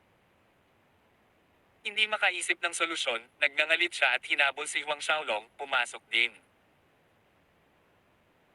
Sa loob ng bulwagan ng palasyo, ang ninuno ng Spiriting Demon Gates na si Gao Yuan at Patriarch Fan Yuxiao ay nasa kalagitnaan ng pagtalakay sa nalalapit na seremonya ng succession ng Ghost Refining Sect Master nang ang isang naguguluhan na si Zhao Yucheng ay sumugod sa likod ng isang itim na buhok na binata. Matapos ang isang segundong pagkahuli, ang dalawang pinakakilalang tao sa Spiriting Demon Gates ay nagalit. Bastos! Zhao Yucheng, sino ang nagbigay sa iyo ng lakas ng loob na sumakay dito? Sumigaw ang Spiriting Demon Gates Patriarch Fan Yuxiao. Umikit si Zhao Yucheng, pumuti ng walang dugo. Nakaluhod siya, nauutal, Patriarch, may kasalanan ako it's. Matapos ang tila kalahating araw na ito, naawa si Zhao Yucheng na hindi niya alam kung paano sisigot. Sa sandaling ito, nagkaroon ng reaksyon mula sa talisman ng komunikasyon ni Patriarch Fan Yuxiao. Nang ilabas niya ito at tingnan, dumilim ang kanyang mukha, isang malamig na kislap ang lumitaw sa kanyang mga mata habang pinandilatan niya si Huang Xiaolong, Brad, ang lakas talaga ng loob mo. Ang pagpasok sa aking Spiriting Demon Gates at pagpatay sa isang elder. Ngayon lang, nakatanggap siya ng ulat ng isang disipulo na pinatay ng itim na buhok na binata si Elder Du Yuan. Nang marinig ang sinabi ni Fan Yuxiao, si Ancestor Gao Yuan ay bumangon, ang puwersa ng Diyos ay umaaligid sa kanya. Nanliit ang kanyang mga mata ng malamig, mid-8th Order High God Realm. Dapat ko bang sabihin na matapang kang gumawa ng gulo sa aking Spiriting Demon Gates na may ganitong antas ng lakas? Little Ron, saang sekta ka galing? Ang kanyang divine sense ay nakalock kay Huang Xiaolong, kung si Huang Xiaolong ay maglakas loob na gumawa ng anumang hakbang, hindi siya magdadalawang isip na tapusin ang buhay ni Huang Xiaolong doon at pagkatapos. Si Gao Yuan mismo ay isang maagang 10th Order High God Realm Master, natural lang para sa kanya na hindi maglagay ng mid-8th Order High God Realm sa kanyang mga mata. Hindi nakita ni Zhao Yucheng ang kultibasyon ni Huang Xiaolong. Ipinagpalagay niya na si Huang Xiaolong ay isang 10th Order High God Realm Master, ngunit nang marinig mula sa bibig ng kanyang ancestor na siya ay isang mid-8th Order High God Realm Master, ang kanyang nakabitin na puso ay lumuwag. Pagkatapos, mabilis niyang sinabi, Patriarch, Ancestor, ang brat na ito ay kakapasok lang sa path dahil mula sa labas. Oo, galing sa labas. Ang maliit na pakiramdam ng pag-aalinlangan na mayroon si Patriarch Fan Yuxiao ay napawi, ang tingin sa kanyang mga mata ay lalong nanlamig. Noong una, kung si Huang Xiaolong ay naging Grand Elder ng iba pang unang ranggo na puwersa sa Path to Hell, maaaring kailanganin itong isaalang-alang ni Fan Yuxiao ng 2 beses bago siya patayin. Ngayon, lahat ng iyon ay walang kaugnayan. Ancestor, Patriarch, nalaman ko na ang brat na ito ay may isang uri ng lihim na sining na maaaring lumamon sa mga kaluluwa ng Yin. Si Zhao Yucheng ay tumalsik na nagbubunyi sa kanyang karapat-dapat na gawa. Nakita ni Zhao Yucheng si Huang Xiaolong na nilamon ng mga kaluluwang Yin na iyon noon at ipinagpalagay na ito ay dahil sa isang sining na kanyang nilinang. Isang sining na maaaring lumamon sa mga kaluluwa ng Yin. Parehong ang Patriarch at Ancestor ng Spiriting Demon Gates ay nanginginig sa labis na kaligayahan. Alam nila na ang isa sa mga dahilan kung bakit napakalakas ng Ghost Refine ng Sect Master ay dahil mismong nilinang nila ang isang sining na nagpapahintulot sa kanila na lumunin ang mga kaluluwa ng Yin ng mga Ghost Beast at Yin Ghosts. Sa Path to Hell na ito, hindi sila nagkukulang ay mga Ghost Beast at Yin Ghosts. Hanggat nakakuha sila ng isang sining na maaaring lumamon sa mga kaluluwa ng Yin, ito ay katumbas ng pagkakaroon ng isang nakakatakot na dami ng mga mapagkukunan ng paglilinang. Nagtataglay ng isang walang katulad na pamamaraan na maaaring magpapataas ng kanilang lakas sa mabilis na bilis. Ang ninuno ng Spiriting Demon Gates ay bukas palad sa kanyang papuri, Elder Zhao, pagkatapos kung pigilan ang ritual na ito at hampasin ang kanyang kaluluwa. Kung mapapatunayan na talagang may ganoong sining, malaya kang makakapili ng 10 bagay mula sa Spiriting Demon Gates, kaban ng bayan. Napangiti si Zhao Yucheng, maraming salamat, Ancestor. Tawag. I prick. I-click. I subscribe kwentong nobela. Hindi magagapi. Tagalog Translator, Andy Dors, Kabanata 956. Ang Dagat ng Impyerno. Ang ninuno ng Spiriting Demon Gates na si Gao Yuan ay ibinalik ang kanyang atensyon kay Huang Xiaolong, Ron, ano ang iyong mga huling salita? Ngayon, hindi masama ang mood ng ancestor na ito, mabibigyan kita ng pagkakataong sabihin ang iyong mga huling salita. Ngunit tahimik na umiling si Huang Xiaolong at hinampas ang kanyang palad. Sa sumunod na segundo, nawala ang magandang kalooban ni Ancestor Gao Yuan habang pinalipad siya sa bulwagan na ang kalahati ay nakaimbed sa isang halijing bato. Si Huang Xiaolong ay may mahusay na kontrol sa dami ng puwersang ginawa niya sa hampas ng palad na iyon, kaya hindi nito agad napatay ang Spiriting Demon Gates, Ancestor sa isang strike, nabasag lamang ang lahat ng kanyang mga buto at internal organ.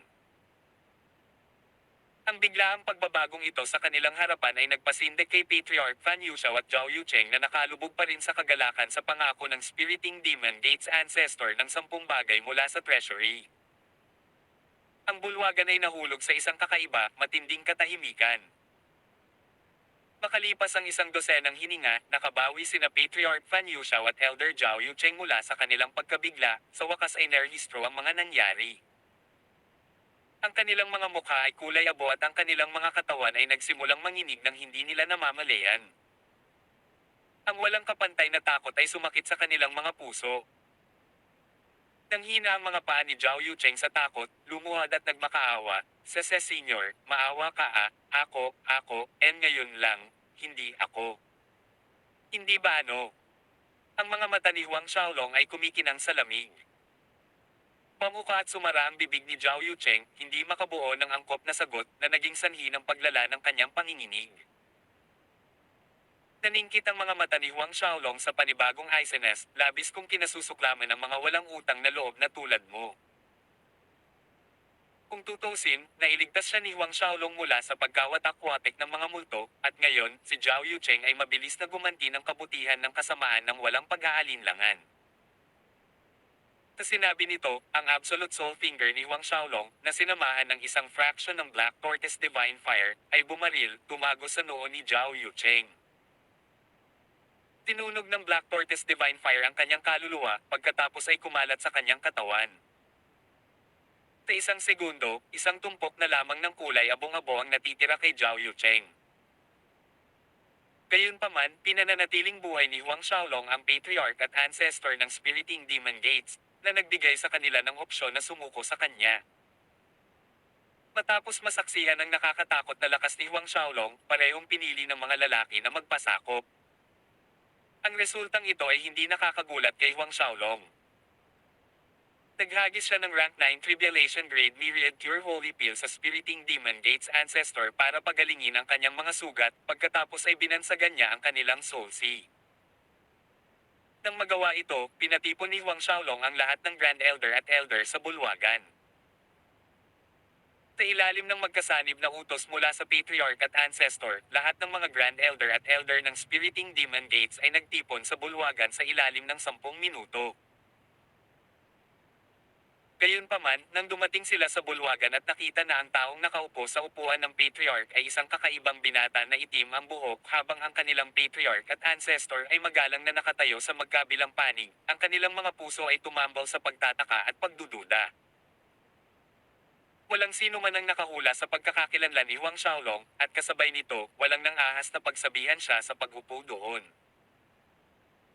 Ngunit sa wakas ay sumabog ang tensyon ng tawagin ng kanilang patriarch at ancestor si Huang Xiaolong bilang master, na sinabihan silang magpasakop kay Huang Xiaolong. Ano? Gusto mo ba kaming magsumite sa isang 8th Order High God Realm snot-nosed na bata? Tinatawag siyang master. Imposible yan. Halos kaagad, dumagundong sa galit ang isang maagang 9th Order High God Realm Grand Elder. Ang aking mga salita eksakto. Isang 8th Order High God Realm Brat, anong mga kwalifikasyon ang mayroon siya para gusto niyang ipasa namin sa kanya? Ito ang literal na pinakamalaking biro sa universo. Dahil ganito ito, mas gugustuhin kung umalis sa Spiriting Demon Gates. Ang isa pang maagang 9th Order High God Realm Grand Elder ay nagkasala. Parami ng parami ang mga Grand Elder ang nagpahayag ng parehong damdamin, ang bulwagan ay naging magkagulo sa isang iglap. Ang mga elder ay nanatiling tahimik, nakatayo sa kanilang kinaroroonan, nagpaplanong kumilos ayon sa sitwasyon. Bagamat ang Spiriting Demon Gates ay isa sa Path to Hell's first rank forces, marami sa mga Grand Elder na ito ay mga rogue cultivators sa simula, sumapi sa sekta sa isang punto o iba pa sa kanilang buhay.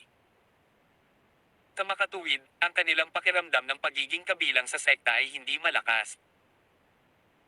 Para sa mga Grand Elder na ito, ang pag-alis mula sa Spiriting Demon Gates at pagsali sa iba pang mga kilalang sekta ay parehong bagay. Kung tutusin, sa kanilang lakas, ang anumang sekta na kanilang pinuntahan sa landas sa impyerno ay tiyak na tatanggapin sila ng bukas ang mga kamay. Tinulyapan ni Huang Xiaolong ang Spiriting Demon Gates Patriarch Fan Yuxiao at Ancestor Gao Yuan, na may mga pangit na ekspresyon sa kanilang mga mukha. Nang maramdaman ang titig ni Huang Xiaolong, ibinaba nila ang kanilang mga ulo, hindi nang ahas na salubungin ang kanyang mga mata. Sa puntong ito, ang unang-unang 9th Order High God Realm Grand Elder na nagsalita bilang pagtutol ay tumalikod at lumipad palabas ng bulwagan, nagpaplanong umalis. Hindi man lang tiningnan ni Huang Xiaolong ang kanyang figure. Ang kanyang palad ay nakadiin sa hangin at ang unang bahagi ng 9th Order High God Realm Grand Elder ay nabasag sa sahig, na naging sanhi ng marahas na pagyanig sa buong main hall. Nakita ng iba sa bulwagan na ang Grand Elder na gustong umalis ay nawala ang kanyang anyo ng tao. Siya ay ganap na patay. Ang mga laman, dugo, buto, at mga laman loob ay pinahiren sa sahig, na naging dahilan upang makaramdam ng goosebumps sa leeg ang mga gagawa pa sana, at tahimik na nanginginig. May gustong umalis. Ang walang pakialam na boses ni Huang Xiaolong ay parang bulong ng dyablo sa kanilang mga tainga. Ang mga sumisigaw na gusto nilang umalis ay nangahas na hindi gumalaw kahit isang pulgada. Makalipas ang isang oras, maliban sa ilang Grand Elder na nag-aakalang mas maswerte sila kaysa sa iba at pinatay ni Huang Xiaolong habang sinubukan nilang tumakas, ang iba ay sumuko ng walang anumang pagdududa. Pagkatapos maghari sa mga Grand Elder at Elder ng Spiriting Demon Gates na ito, pinaalis sila ni Huang Xiaolong na naiwan lamang ang Patriarch at Ancestor sa bulwagan. Kinuha niya ang oras na ito para mas maunawaan ang tungkol sa Ghost Refining Sect at ang paparating na Sect Master Succession Ceremony. Nako, ang alam nila ay katulad ng narinig na ni Huang Xiaolong kay Zhao Yucheng. Ayon kina Fan Yuxiao at Gao Yuan, ang utos ng Ghost Refining Sect ay maghintay sa isang lugar na tinatawag na Blood Rain Valley pagkalipas ng 5 buwan kasama ng iba pang mga pinuno at ninuno ng unang ranggo. Pagdating ng oras, isang disipulo ng Ghost Refining Sect ang magdadala sa kanila kung saan sila dapat pumunta. 5 buwan. Ulit ni Huang Xiaolong sa kanyang sarili, ito ang pinakamabilis at pinakamadaling paraan sa ngayon. Kaya lang niyang maghintay. Sa oras na iyon, babaguhin niya ang kanyang mukha sa Spiriting Demon Gates Ancestor at dadalo sa seremonya kasama si Patriarch Fan Yuxiao. Pagkatapos, nagtanong si Huang Xiaolong tungkol sa ninuno ng Ancient Devil Clan, si Mo Yishi. Ang ninuno ng Ancient Devil Clan na si Mo Yishi. Sa pagbanggit ng pangalan ni Mo Yishi, sina Fan Yuxiao at Gao Yuan ay nagkaroon ng hindi makapaniwalang ekspresyon. Ano ito? Inimok ni Huang Xiaolong matapos makita ang kanilang reaksyon. Sumasagot kay Master, itong si Mo Yishi ay lumitaw sa Path to Hell ilang taon na ang nakalipas. Ang ninuno ng Spiriting Demon Gates ang sumagot kay Huang Xiaolong. Noong oras na iyon, ang Grand Elder ng Fifth Nether Sect ay hindi alam ang kanyang pagkakakilanlan at nasaktan siya. Nang maglaon sa galit, pinatay niya ang kanyang daan patungo sa Fifth Nether Sect ng mag-isa, na lubhang nasugatan ang kanilang pinuno at ninuno. Napatay din niya ang kalahati ng mga master ng Fifth Nether Sect. Kung hindi dahil may tulong sila, natatakot ako na ang Fifth Nether Sect ay nabunot na ni Mo Yishi sa araw na iyon. Pagkatapos ng insidenteng iyon, nawala si Mo Yishi. Sinasabi ng ilan na nakapasok siya sa pinakamalalim na rehiyon ng landas patungo sa impyerno, ang dagat ng impyerno. Dagdag ni Gao Yuan. Ang mga kilay ni Huang Xiaolong ay mahigpit na nakalak. Ang Ancient Devil Clan ancestor na ito ay talagang pumasok sa Sea of Hell. Alam niya ang lugar na ito. Ayon sa mga sabi-sabi, hanggat tumawid ang isang tao sa dagat ng impyerno, makakarating sila sa selyadong pasukan ng Hell's Ghost Plane. Gayunpaman, ang dagat ng impyerno ay isang lubhang mapanganib na lugar. Pagamat maraming taon na ang lumipas, wala pang nagtagumpay. Tawag. I-prick. I-click. I-subscribe kwentong nobela. Hindi magagapi. Tagalog Translator, Andy Dors, Kabanata 957. Ang Infernal Ghost Messenger. Dahil ang sinaunang angkan ng Diablo na si Ancestor Mo Yishi ay pumunta sa dagat ng impyerno, limitado ang pagkilos ni Huang Xiaolong. Unang dumating ang usapin sa Refining Ghost Sect, pagliligtas sa kanyang guro, pagkatapos ay haharapin niya si Mo Yishi sa dagat ng impyerno. Nagtanong si Huang Xiaolong ng ilan pang tanong na may kaugnayan sa Path to Hell ng iba pang first-rank forces bago pinaalis sina Fan Yuxiao at Gao Yuan. Gabi na. Naka-cross-legged si Huang Xiaolong sa gitna ng pangunahing bulwagan na nababalot ng nagniningning na liwanag. Nasa harap niya ang lumulutang na bangkay ng Mad Ghost Sect expert. Dahil sa lumalamo na kapangyarihan ng Archdevil Supreme Godhead, ang mga daloy ng dugo at puwersa ng Diyos ay lumipad palabas mula sa bangkay ng eksperto sa Mad Ghost Sect patungo sa katawan ni Huang Xiaolong. Bagamat ang ekspertong ito ng Mad Ghost Sect ay matagal ng patay, kung kaya't ang isang sapat na dami ng Blood Essence at God Force ay nawala, sila ay higit na makapangyarihan at sagana kaysa sa maaaring taglayin ng isang tulad ng Ancient Devil Clan Patriarch na si Mo Dingtian. Nagkaroon ng tila maliit na pagkakaiba ng isang antas sa pagitan ng Late 10th Order at Peak Late 10th Order High God Realm. Gayunpaman, sa katotohanan, ang agwat sa pagitan ng dalawa ay talagang malaki. Habang pinipino ni Huang Xiaolong ang Blood Essence at God Force ng Mad Ghost Sect expert, unti-unting nagtipon sa paligid niya ang mga gray black vapors. Ito ang napakalamig na pinatalsik mula sa katawan ni Huang Xiaolong habang nililinis ng kanyang Infinite Buddha Supreme Godhead ang Ghost Chi na nasa loob ng God Force na kanyang hinigop. Kaya, nanatili siya sa Spiriting Demon Gates, pinipino ang Blood Essence at God Force pati na rin ang Rank 8 at 9 Tribulation Grade Divine Pellets na natagpuan niya sa treasury ng Mad Ghost Sect. Mabilis na lumipas ang mga araw, at hindi nagtagal, 1 buwan na ang lumipas. Matapos ganap na pinuhin ang bangkay ng eksperto sa Mad Ghost Sect at ang lahat ng Tribulation Grade Divine Pellets, ang cultivation ni Huang Xiaolong ay nakarating na sa peak sa kalagitnaan ng 8th Order High God Realm. Isang maliit na hakbang lang at makaka-advance na siya sa late 8th Order High God Realm. Nang matapos niyang pinuhin ang huling rank 9 Tribulation Grade Divine Pellet, umiling siya ng masama. Ang mga rank 8 at 9 na Tribulation Grade na mga Divine Pellet na ito ay maituturing na walang katumbas na kayamanan sa labas. Ang mga katulad nito na ang pinakamataas na late 10th Order High God Realm Masters ay lalabanan ng ulo at kamao. Ang isang average na 8th Order High God Realm Master ay naka-advance na sana sa late 9th Order, o maging ang peak late 9th Order High God Realm pagkatapos na pinuhin ang napakaraming rank 8 at 9 na Tribulation Grade Divine Pellets, ngunit ang kanyang sariling cultivation ay tumaas lamang sa peak mid 8th Order High God Realm. Habang mas mataas ang kanyang cultivation, mas nakakatakot ang dami ng enerhiya na kailangan ng kanyang tatlong Supreme Godheads. Sa bawat maliit na pagpapabuti, ang dami ng enerhiya na kailangan niya ay nagpapabilis ng kanyang puso. Nagsimulang maghinala si Huang Xiaolong na hindi siya makakalusot sa 10th Order High God Realm sa Lower Realm.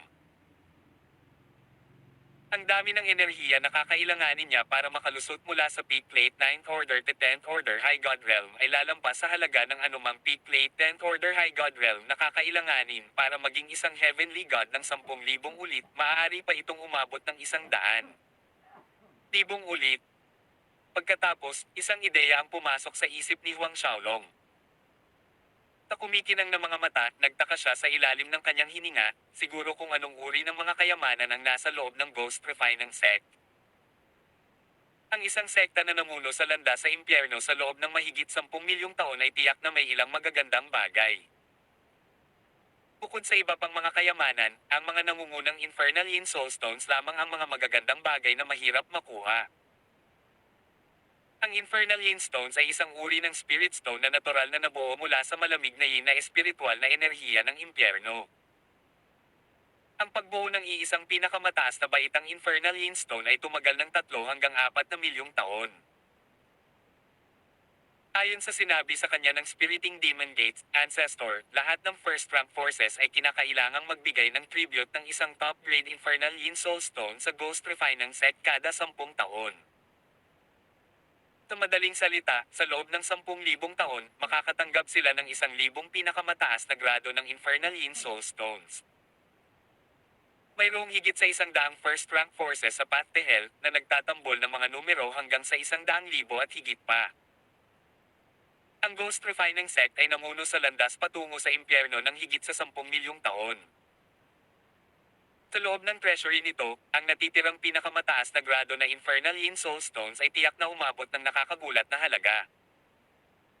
Kahit na isinasaalang-alang ang malaking konsumo ng Ghost Refining Sect, marami pa rin ang natitira. Sa sandaling ito, nagpasya si Huang Xiaolong na kailangan niyang lumihis sa treasury ng Ghost Refining Sect kapag pupunta doon. Kung magagamit niya ang lahat ng resources sa loob ng treasury ng Ghost Refining Sect, pakiramdam niya ay maaabot niya ang late 8th Order, ang peak late 8th Order, baka makapasok pa sa 9th Order High God Realm.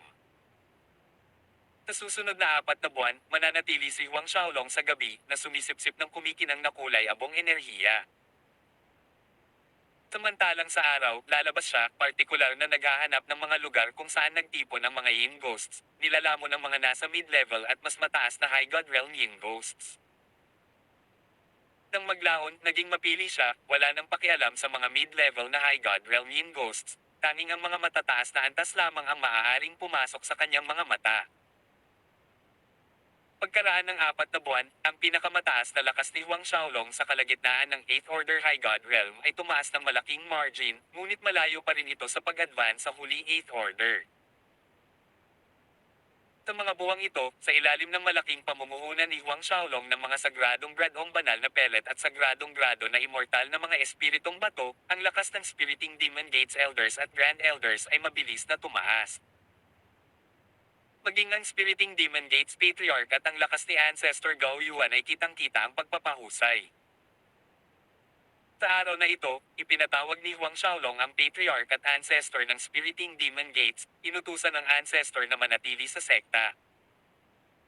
Samantalang si Huang Xiaolong mismo ay binago ang kanyang pisikal na anyo kay Gao Yuan at umalis kasama si Patriarch Fan Yuxiao sa Blood Rain Valley. Bagamat ang Blood Rain Valley ay napakalayo sa primeval forest ng Spiriting Demon Gates, kung saan si Huang Xiaolong ay gumagamit ng magkasunod na greater space teleportations, silang dalawa ay nakarating sa kanilang destinasyon sa loob ng maikling 2 oras. Ang Blood Rain Valley mismo ay maaari lamang ituring na isang maliit na lambak na ilang daang li sa radius. Gayunpaman, ito ay sikat sa Path to Hell dahil sa pagulan ng dugo na bumagsak sa buong taon dito, na walang katapusan. Sa oras na dumating sina Huang Xiaolong at Fan Yuxiao, marami na ang mga ninuno, pinuno, at patriarch ng unang ranggo ng mga puwersang naghihintay. Yehe, Spiriting Demon Ancestor, long time no see, hindi ko inaasahan na buhay ka pa. Akala ko nakapag-palm ka na sa amin. Kararating lang ni Huang Xiaolong nang may tumunog na hindi magandang boses. Napatingin siya sa may-ari ng boses na ito. Ang taong nagsalita ay isang matandang lalaki na nakasuot ng itim na brocade na damit na may maputlang kutis. Ang mukha ng matandang ito ay mas masama kaysa sa mukha ng isang patay. Sa nakalipas na ilang buwan, parehong ipinaalam ng Spiriting Demon Ancestor at Patriarch Fan Yuxiao kay Huang Xiaolong ang tungkol sa mga katangian ng mga ninuno, patriarch, at chiefs ng ibang first-rank force. Sa makatuwid, nang makita ni Huang Xiaolong ang maputlang kutis ng matanda, agad niyang nilagyan ng pangalan ng mukha na iyon, kay Huachang. Self-styled Ancestor Huachang mula sa Huachang cult, standing toe-to-toe in terms of strength with the Spiriting Demon Gates Ancestor. Natural, ang sama ng loob ng dalawang sekta ay medyo malalim. Umisi si Huang Xiaolong bilang ganti, nanunuya, matandang Geezer Huachang, sa mukha mong bangkay, baka isipin ng mga hindi nakakaalam na matagal ka ng patay. Nagalit si Ancestor Huachang, ikaw. Bago pa man niya matapos ang kanyang mga salita, ang kanyang daliri ay tumusok kay Huang Xiaolong. Ang makapal na bangkay na chi ay lumundag mula sa daliring ito na naglalabas ng nakakasukang baho. Ito ang daliri ng bangkay ni Ancestor Huachang. Habang pinapanood ito, pumarap si Huang Xiaolong gamit ang isang palad ng walang anumang pagbabago sa kanyang ekspresyon.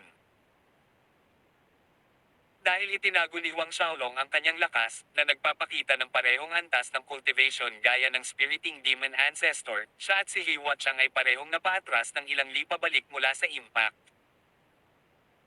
Ang iba pang mga ninuno na naruroon ay nakatayo sa gilid na nanonood, walang sino man ang may intensyon na patahimikin ang sitwasyon. Sa pag-aakalang maaaring masugitan ng husto ang magkabilang panig sa harap ng grupong ito ng mga hyena kung magpapatuloy sila sa pakikipaglaban, si He Huachang ay nagpalabas ng malamig na haramf at tumigil. Sa oras na ito, ang mga tunog ng sipol ng hangin ay nagmumula sa malayo habang ang isang nasa katanghaliang gulang na lalaki na nakasuot ng itim na brocade na roba na may tuktok ng kulay dugo na mabangis na ulo ng multo sa kanyang dibdib ay lumipad patungo sa Blood Rain Valley sa mabilis na bilis. Ang Infernal Ghost Messenger. Napabulalas ang isa sa mga ninuno matapos tingnang mabuti ang nasa katanghaliang gulang na lalaki. Ang iba pang mga ninuno na naruroon ay nagulat din. Hindi nila inaasahan na ang cultivator ng Ghost Refining sect na ipinadala nila para pumili sa kanila ay magiging isang Infernal Ghost Messenger. Tawag. I-prick. I-click. I-subscribe kwentong nobela. Hindi magagapi. Tagalog Translator, Andy Dors, Kabanata 958. The Ghost Refining Sect. Sa isang kisap mata, dumating ang Infernal Ghost Messenger sa itaas ng naghihintay na grupo ng mga tao. Pinabati namin ang Infernal Ghost Messenger. Ang mga ninuno ang unang pangkat na humakbang sa pagbati na may nakakabigay puri ng mga ngiti sa kanilang mga mukha. Ang Infernal Ghost Messenger ay nakatayo ng mataas sa hangin habang nasa likod ang kanyang mga kamay. Ang kanyang mapagmataas na tingin ay dumaan sa mga tao sa ibaba at nagbigay siya ng isang mahinang tango na sinabayan ng mahinang ugong ng pagkilala. Sa sumunod na segundo, sumigaw siya sa galit, 163 tao lang ang naririto. Ang mensahero na ito ay maghihintay ng 10 minuto, pagkatapos nito, ang mga hindi pa dumating ay hindi na kailangang dumating sa hinaharap. Sa mahigpit na babala ng Infernal Ghost Messenger, ang mga ninuno at mga patriarch sa ibaba ay nanginginig. Nakatayo sa gitna ng grupo ng mga tao, si Huang Xiaolong ay lihim na nagmamasid sa Infernal Ghost Messenger. Sa kanyang malakas na puwersa ng kaluluwa, nakita na ni Huang Xiaolong ang lakas ng taong ito. Ang Infernal Ghost Messenger na ito ay talagang tulad ng sabi-sabi, isang peak late 10th Order High God Realm Master. Higit pa rito, ang nasa katanghaliang gulang na lalaking ito sa kanyang harapan ay malapit nang maabot ang perpektong yugto ng ika-10 Order High God Realm. Ang napakaraming God Force na nakapaloob sa kanyang katawan ay nakakagulat. Bagamat karamihan sa mga ninuno sa kasalukuyan ay nasa unang bahagi ng 10th Order High God Realm Cultivation, ang ilan ay kahit sa kalagitnaan ng ika-10 Order, hindi pa rin nila magagawang talunin ang Infernal Ghost Messenger kahit na silang lahat ay nagsanib puwersa at umatake. Sa kabilang banda, si Huang Xiaolong mismo ay may tiwala na, kahit na hindi ginagamit ang kanyang primordial divine dragon form, kaya niyang talunin ang Infernal Ghost Messenger na ito. Pagtalo lang iyon, hindi pagpatay. Sa pamamagitan lamang ng pagbabagong anyo sa isang primordial na banal na dragon ay magkakaroon siya ng 100% pagkaunawa sa pagpatay sa kanya. Sa oras na pinagmamasdan ni Huang Xiaolong ang Infernal Ghost Messenger, mas maraming ancestors at patriarchs ng first rank forces ang dumating. Hindi nagtagal, natapos ang 10 minuto. Ang mahigpit na tingin ng Infernal Ghost Messenger ay tumama sa huling bilang ng mga tao. Ang kanyang boses ay parang isang reptilian na dumausdas pababa sa likod ng isa, napakabuti, may 6 na puwersa na nawawala. Hindi na kailangang maghintay pa. Tara na. Ang kanyang mga salita ay hindi nagbigay ng puwang upang pabulaanan habang siya ay tumalikod at lumipad. Mabilis siyang hinabol ng mga ninuno at patriarch na naruroon. Kung tungkol sa 6 na puwersa ng mga tao na hindi pa dumarating, naisip na nila ang kanilang pagtatapos sa hindi kalayuan sa hinaharap. Kapag natapos na ang Ghost Refine ng Sect Master Succession Ceremony, ang 6 na puwersang iyon ay mabubure mula sa Path to Hell. Huang Xiaolong at ang iba pa ay lumipad sa likod ng Infernal Ghost Messenger. Makalipas ang 3 oras, sa wakas ay huminto sila nang makarating sa isang birhen na kagubatan. Tiningnan ng Infernal Ghost Messenger ang grupo sa likuran niya at sinabing, huwag mong sabihing hindi ko kayo pinaalalahanan. Mayroong mga layer ng mga paghihigpit sa kagubatan na ito at mayroong mga bitek sa espasyo sa lahat ng dako. Tandaan na sundan mo ako ng malapitan. Space Fishers. Nagmukhang malungkot ang lahat sa isang iglap. Kahit na may tiwala sila sa sarili nilang lakas, hindi iyon nakapagpaginhawa sa kanila.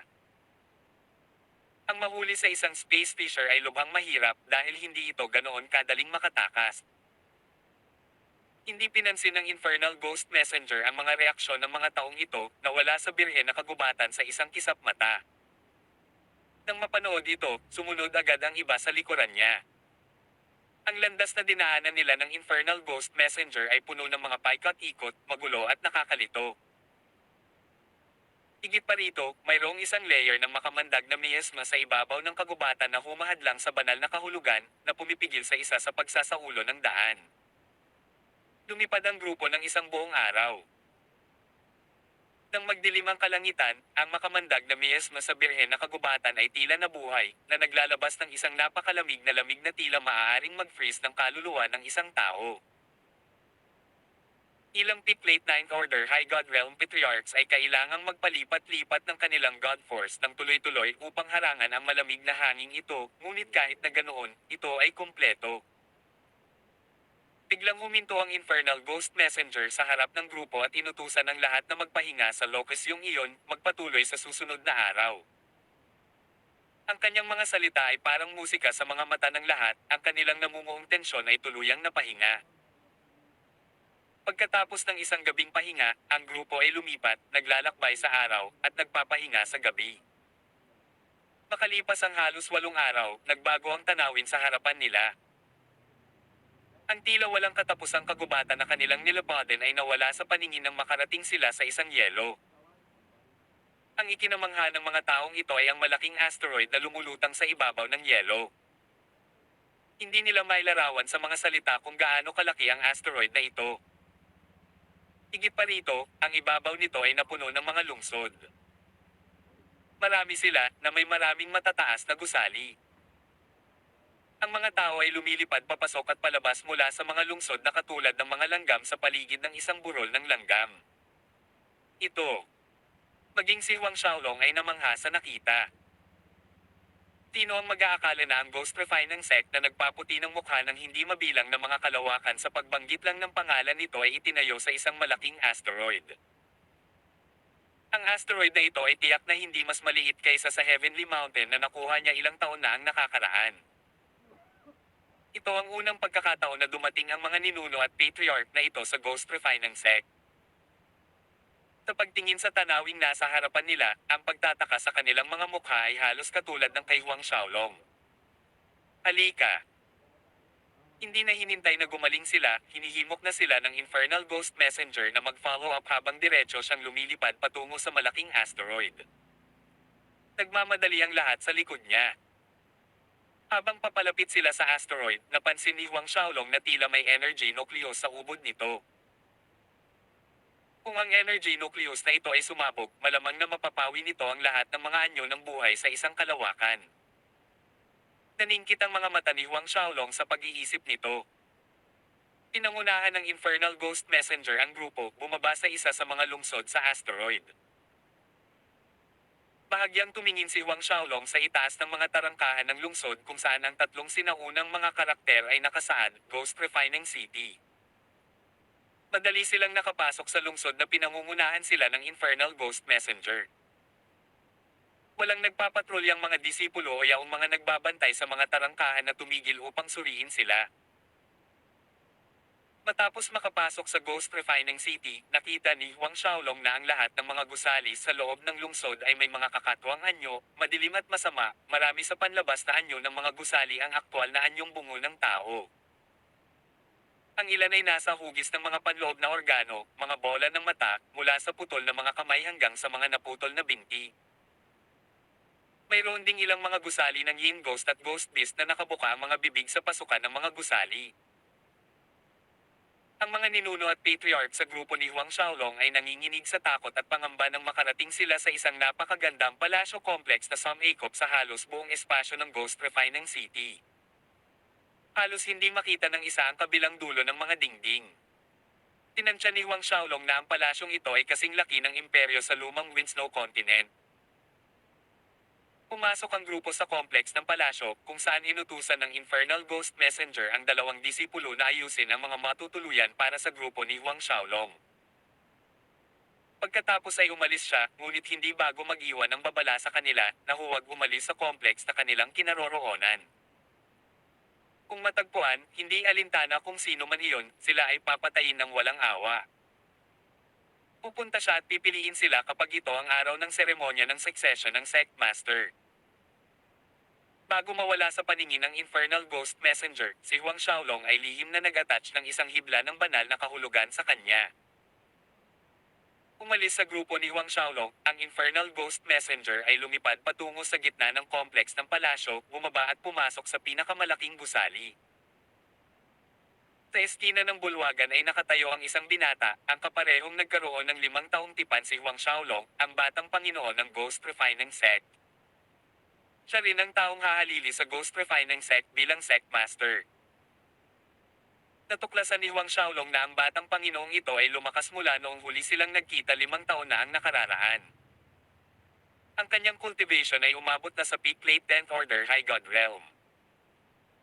Nagulat si Huang Xiaolong paanong ang batang panginoon ng Ghost Refining Sect na ito ay nagtaas ng lakas ng napakabilis.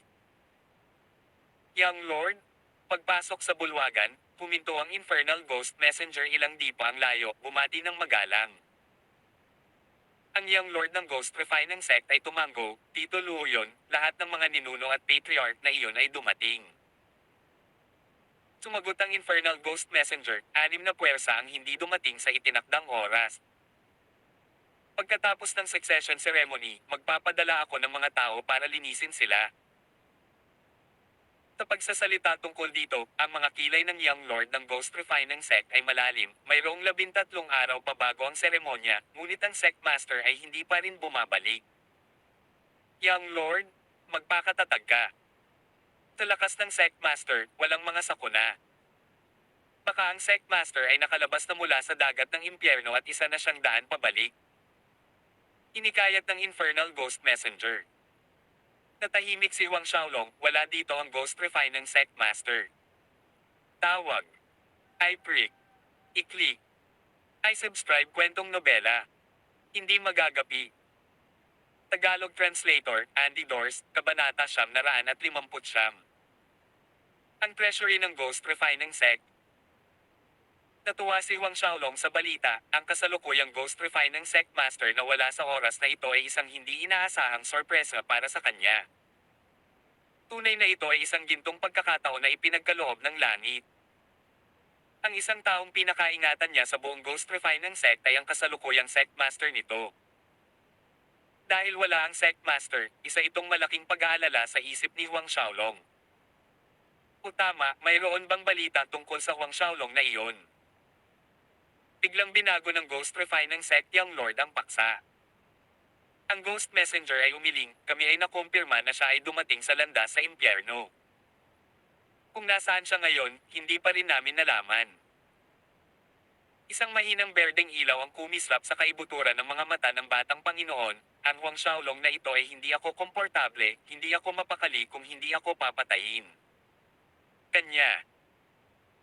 Ipasa ang aking utos, bigyang pansin ng mga eksperto ng iba't ibang sekta sa Path to Hell ang kinaroroonan ni Huang Xiaolong at agad na iulat sa akin kapag mayroon silang anumang balita tungkol sa kanya.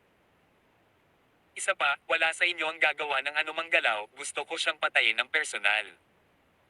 Kung gusto mo, Young Lord. Tumango ang Infernal Ghost Messenger bilang pagsang-ayon. Pabantayan ng mabuti ng mga tao ang Ascending Moon Old Man at ang iba pa. Matapos silang isakripisyo at ihandog ang kanilang asensya ng dugo, naniniwala ako na ang mga pinsala ng aking Ghost God ay mabilis na gagaling. Idinagdag ng Young Lord ng Ghost Refining Sect. Magtiwala ka, Young Lord. Ang kulungan ng multo ay itinayo na may mga layer ng mga paghihigpit, kahit na walang nagbabantay sa kanila, ang mga taong iyon ay hindi makakatakas. Kahit papaano ay nagawa nila ito, hindi pa rin sila makakalabas sa pintuan ng ating Ghost Refining Sect. Ang masama pa, nariyan din ang Nightmare Forest. Nanunuya ang Ghost Messenger. Ang kanilang talakayan ay lumipat sa iba pang mga bagay na may kaugnayan sa nalalapit na seremonya. Makalipas ang ilang sandali, umalis ang Ghost Messenger, bumalik sa kanyang sariling cultivation palace. Si Huang Xiaolong ay nakaupo sa isang meditating posture sa bakura na inayos para sa kanya, sa malalim na pag-iisip. Ang kanyang plano ayon sa kahalagahan ay ang pagliligtas sa kanyang Master ASD, pagkatapos ay maghanap ng pagkakataong makapasok sa treasury ng Ghost Refining Sect. Gayunpaman, ang tanong na nakabitin sa hangin ay, kailan babalik ang Ghost Refining Sect Master? Napakahalaga ng oras, sa makatuwid, kinailangan ni Huang Xiaolong na mahanap ang lokasyon ng kulungan ng multo na kanilang binanggit sa lalong madaling panahon.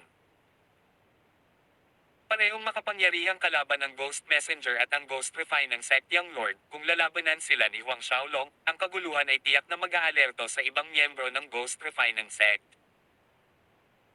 Kaya, ang pagsisikap na makakuha ng impormasyon tungkol sa bilangguan ng multo mula sa alinman sa mga taong ito ay malinaw na hindi matalino.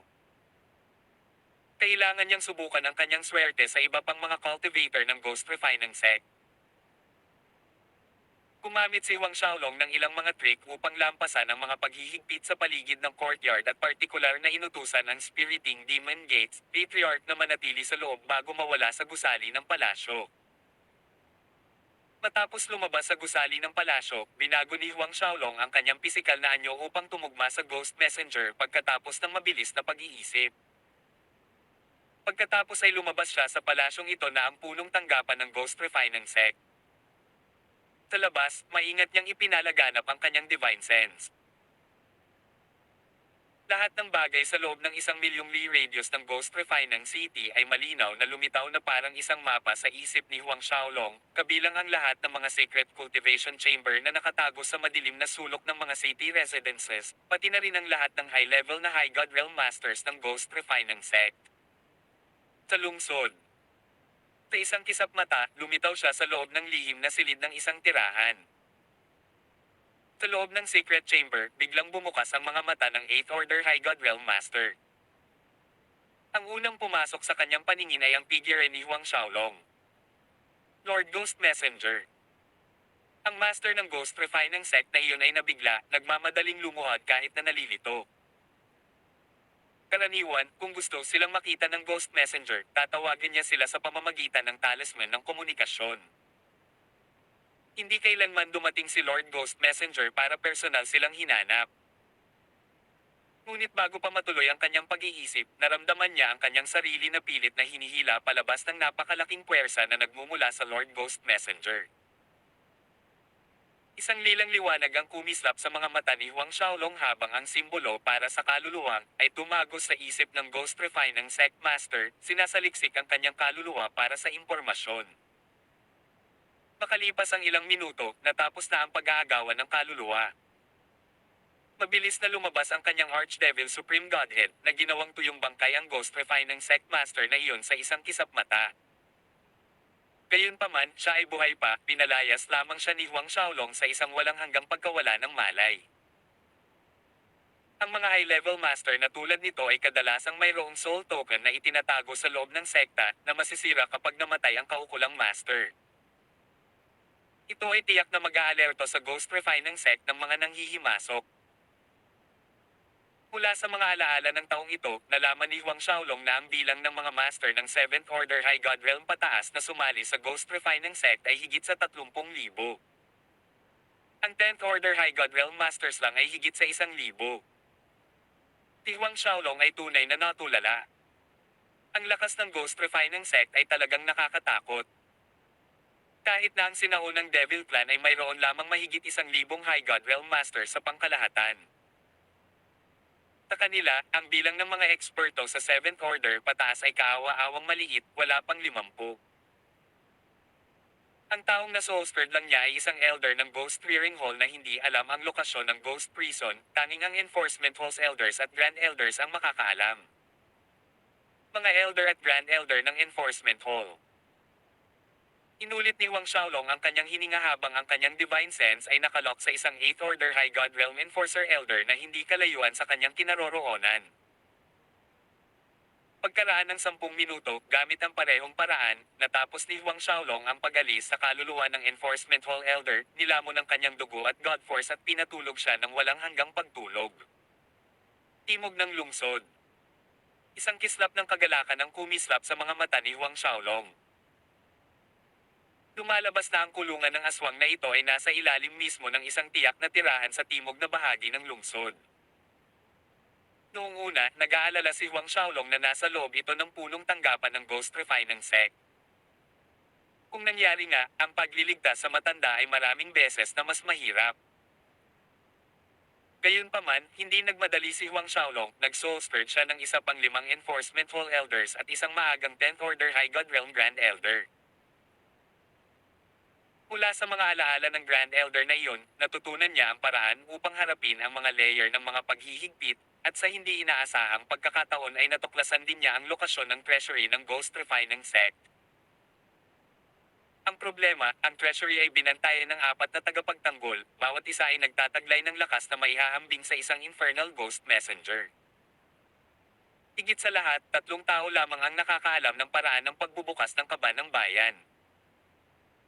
Ang isa ay ang kasalukuyang Ghost Refining Sect Master, habang ang dalawa pa ay ang Young Lord na iyon at ang Infernal Ghost Messenger. Umunat ang mga kilay ni Huang Xiaolong sa malalim na pagsimangot. Malinaw, imposibleng maghukay ng paraan upang buksan ang kaba ng bayan mula sa bibig ng Ghost Refining Sect Master, na nag-iiwan sa kanya ng dalawang pagpipilian, ang Young Lord o ang Infernal Ghost Messenger.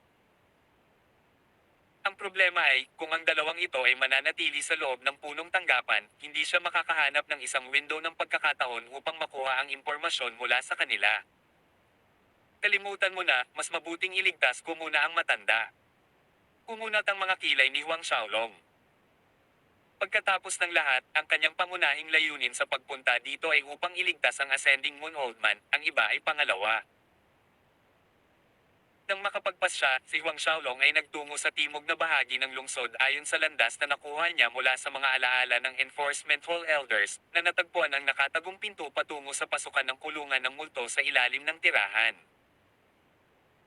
Mayroong higit sa 20 disipulo na nagbabantay sa entrance ng Ghost Prison sa ibaba, ngunit hindi sila ganoon kalakas, karamihan sa kanila ay mga mid-level na High God Realm Masters. Nang hindi itinas ang anumang pansin, madali at mabilis niyang hinarap ang mga gwardya, nalutas ang mga paghihigpit na inilagay sa pasukan at pumasok sa loob. Mayroong 7 palapag sa kulungan ng aswang. Ang mas maraming bumababa, mas malakas ang mga paghihigpit na inilagay sa paligid nito. Ang Ascending Moon Old Man ay ginanap sa ikalawang palapag. Ang sumunod na nakita ni Huang Xiaolong ay napatulala sa kanya. Nang lumitaw siya sa ikalawang palapag sa harap ng selda ng Ascending Moon Old Man, nakasandal ang matanda habang ang isang paa ay nanginginig na tumutulak kasama ang maliit na himig na kanyang hinaham habang umiinom ng alak. Sa hitsura nito, ang kanyang mga araw ay medyo komportable, hindi katulad ng isang bilanggo. Matanda, saan ka kumuha ng alak? Tanong ni Huang Xiaolong. Ang boses ni Huang Xiaolong ay natakot sa matandang lalaki kaya tumalon siya mula sa kanyang kama, ngunit nang makita niyang si Huang Xiaolong iyon, ang mukha ng matanda ay nagliwanag. Tinunggaban niya si Huang Xiaolong, binigyan siya ng napakalaking yakap habang tumatawa ng baliw, si Fudges. Anak, alam kong tiyak na darating ka para iligtas ako, ang iyong guro. Nagpakita ka na rin sa wakas. Tawag. I prick. I-click. I subscribe kwentong nobela. Hindi magagapi. Tagalog Translator, Andy Dors, Kabanata 906. Ang pagbabalik ng Ghost Refining Sect Master. Nang marinig ang signature phrase ng matanda, hindi napigilan ni Huang Xiaolong na mapangiti. Sabi ko, matanda, mukhang napakasarap ng mga araw mo, may kasama pang masarap na alak. Pinabulaanan ng Ascending Moon Old Man, pinapakain ang aking puwet, pinapalaki akong parang baboy araw-araw.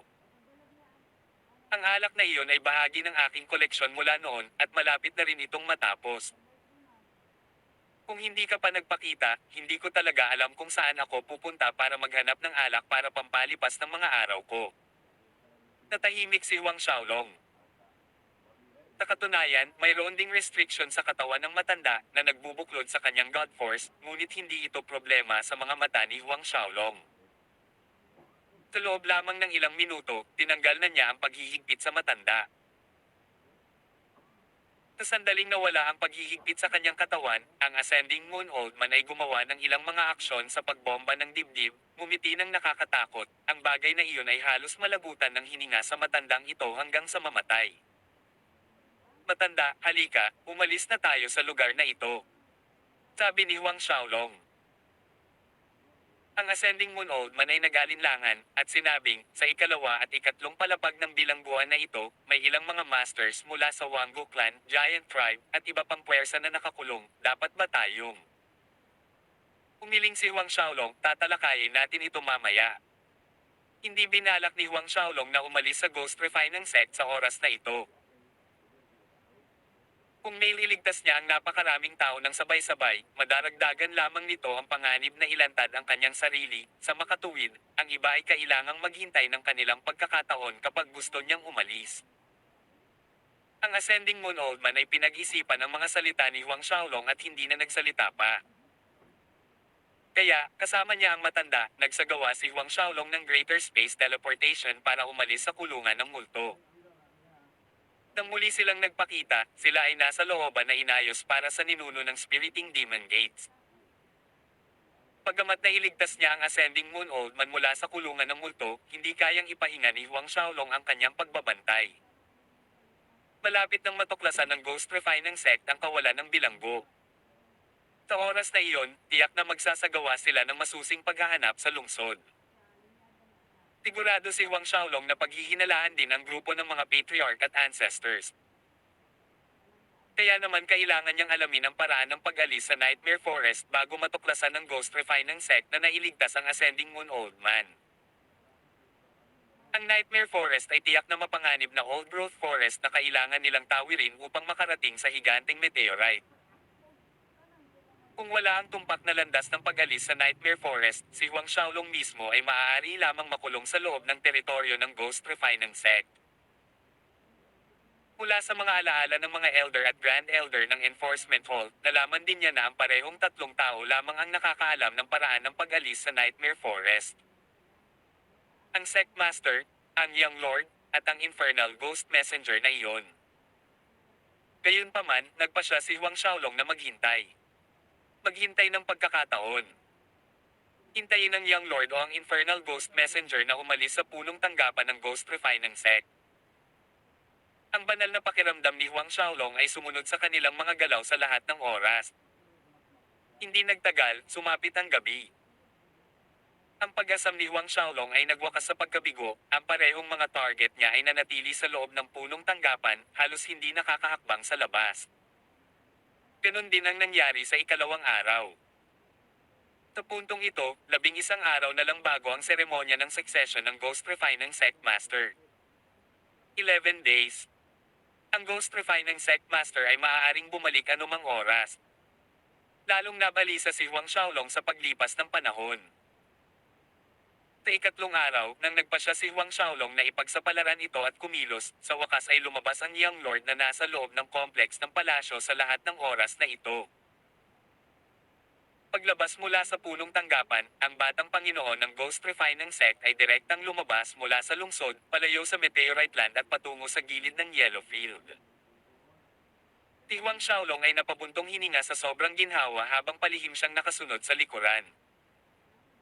Habang papalapit sila sa gilid ng ice field, naisip ni Huang Xiaolong kung ano ang gustong gawin ng Young Lord dito. Sa gilid ng ice field na ito ay isang natural na nabuong spiritual energy pond. Kahit na ang napakalamig na chi mula sa pond ay maaaring nakakapinsala para sa mga naglilinang sa yin at cold element techniques, ang pagsasanay sa loob ng pond na ito ay magpapahusay sa kanilang mga lakas sa pamamagitan ng paglundag. Ito mismo ang ginawa ng Young Lord dito. Ang Ghost Refine ng sect ay nagtayo ng isang maliit na gusali ng palasyo sa paligid ng spiritual pond, ganap na binabakuran ito, na pinangalan ng Spiritual Pond Palace. Ang pasukan ay binantayan ng dalawang master ng 10th Order High God Realm. Young Lord. Nang lumitaw ang Young Lord ng Ghost Refine ng sect sa pasukan, ang mga tagapag-alaga ay humakbang pasulong at sumaludo sa isang tuhod. Tumango ang batang Panginoon at mabilis na humakbang papunta sa Spiritual Pond Palace. Lalong lumalim ang ngiti sa mukha ni Huang Xiaolong habang pinagmamasdan ang figure ng Young Lord na nawawala sa palasyo. Pagkatapos ay kinuha niya at pinakawala ng God-restricting golden silk thread rope, hinayaan itong sumanib sa nakapalibot na espasyo. Gamit ang Spiritual Pond Palace bilang sentro, ang nakapalibot na 10,000 li ay ganap na nahiwalay sa labas ng mundo na hindi alam ng mga tao sa loob. Noon lamang lumabas si Huang Xiaolong, dahan-dahang naglakad patungo sa dalawang tagapag-alaga. Ang dalawang 10th Order High God Realm Guardians ay natigilan ng biglang lumitaw ang isang itim na buhok na binata sa kanilang paningin. Ilang daang libong taon na nilang binabantayan ang Spiritual Pond Palace at ito ang unang pagkakataon na nakakita sila ng iba maliban sa kanilang batang Panginoon na papalapit sa lugar na ito. Ang Spiritual Pond Palace ay isa sa mga ipinagbabawal na lupain ng Ghost Refine ng sect, at ang mga disipulo ay hindi pinapayagang lumapit sa higit sa 10,000 li. Ito ang dahilan kung bakit walang mga alagad ang nang-ahas na baliwalain ang tuntuning ito at lumabag. Ang lalong ikinagulat ng dalawang tagapag-alaga ay ang figure ni Huang Xiaolong ay nawala sa isang kisap mata. Sa sumunod na segundo, muling lumitaw sa harapan nila ang itim na buhok na binata. Kasing bilis ng kidlat, ang mga kamay ni Huang Xiaolong ay nakahawak na sa lalamunan ng magkabilang tagapag-alaga habang nabuhay ang kanyang Archdevil Supreme Godhead na lumamon. Sa loob ng Spiritual Pond Palace, ang Young Lord ng Ghost Refine ng sect ay nakaupong nakakross sa bulwagan. Hindi pa siya nagsisimulang magtanim ng maalerto siya ng pabago-bago ng enerhiya sa labas. Mayroon talagang isang tao na nangahas na pumasok sa spiritual pond palace. Pagkaraan ng maikling sandali ng pagkagulat, isang ngiti ang sumilay sa kanyang mukha, matagal na ang nakalipas mula nang may nangyaring nakakaintriga. Gayunpaman, ang kanyang pagtitiwala sa kanyang sariling lakas ay nagtulak sa kanya na ipagpatuloy ang pagninilay-nilay na nakakross ang paa sa gitna ng bulwagan, naghihintay sa taong iyon na pumasok. Inaabangan niya kung sino iyon. Makalipas ang ilang minuto, may nakita siyang figure na naglalakad papasok sa palasyo mula sa labas. Nang makita ng young lord ang mukha ng taong naglalakad, napabulalas siya ng may pagtataka, Wang Xiaolong. Naglalakad papunta sa Spiritual Pond Palace, nakita ni Huang Xiaolong ang gitnang bahagi ng pangunahing bulwagan na isang itim na purplish pond. Sa itaas nito ay malabong umiikot na espiritual na enerhiya na napakakapal na naging fog. Isang napakalamig na chi ang nagmula sa tubig ng pond. Ito ang spiritual energy pond. Ang batang Panginoon ng Ghost Refining Sect ay kasalukuyang nakaupo na nakakross sa hangin sa itaas nito. Bumaba ang tingin ni Huang Xiaolong sa Young Lord, binati ng may malabong tono, Ghost Refining Sect Young Lord, nagkita tayong muli. Hindi pa ako huli para sa 5 taong tipan natin, tama ba? Ang batang Panginoon ng Ghost Refining Sect ay bumangon, natatawa-tawa sa mga salita ni Huang Xiaolong, Huang Xiaolong, mayroon kang lakas ng loob na lumapit. Huminto sandali si Hai saka nag-isip, marahil ay nakapasok ka sa grupong iyon ng mga ninuno. Ang aking ghost god ay nagkataon na kulang sa blood essence ng isang taong may malakas na pangangatawan, dumating ka sa tamang panahon. Pagkasabi nito, isang itim na liwanag ang kumislap sa likuran niya nang lumitaw ang isang higanting anino ng multo. Ang anino ay 10 matangkad at may malapit na pagkakahawig sa batang Panginoon, na naglalabas ng napakalakas na ghost chi. Ang bawat pangunahing disipulo ng Ghost Refining Sect ay nagpractice ng isang lihim na sining na nagbigay daan sa kanila na magkaroon ng isang Ghost God. Natural, ang bawat Ghost God ay may iba't ibang antas ng likas na talento at kakayahan, kaya magkakaroon din ng mga pagkakaiba sa lakas sa pagitan ng isang Ghost God sa isa pa. Ang Ghost God na pinalaki ng Ghost Refining Sect Young Lord ay may katulad na aura sa Young Lord. Sa katunayan, masasabing ang lakas ng Ghost God ay bahagyang mas mataas sa kanya. Gayunpaman, nakikita ni Huang Xiaolong na ang kaluluwa ng Ghost God ay nasugatan, na nagpabawas sa tunay nitong lakas sa pakikipaglaban. Pumunta ka. Ang Ghost Refining Sect Young Lord ay nagsabi sa Ghost God sa likod niya. Nang matanggap ang kanyang utos, sinugod ng Ghost God si Huang Xiaolong habang nakabuka ang bibig nito na parang gustong kumagat sa kanya. Bago ito dumating, ang mga alon ng Ghost Chi ay hamampas kay Huang Xiaolong, na nagbabantang lunurin siya sa loob. Sa halip na umiwas, sumugod si Huang Xiaolong, ang kanyang Infinite Buddha Supreme Godhead ay umiikot ng mabilis habang nagpadala siya ng Earthen Buddha Palm Attack. Nang magsimula ang labanan nila ng Ghost Refining Sect Young Lord, sa itaas ng Ghost Refining City, isang figure na nagpapalabas ng maringal na aura ay lumitaw ng wala saan. Naramdaman ng aura na ito, ang Infernal Ghost Messenger ay lumipad sa hangin sa isang iglap. Tech Master, bumalik ka na. Pagdating sa harap ng figurang iyon, ang Infernal Ghost Messenger ay yumuko ng magalang bilang pagpupugay. Tawag. I prick. I-click. I subscribe kwentong nobela. Hanggang dito na lang muna mga masters. Salamat sa pagsubaybay mga lods. Abangan lamang ang kasunod na episode. Nang hindi magagapi. Dito sa ating channel. Kwentong nobela.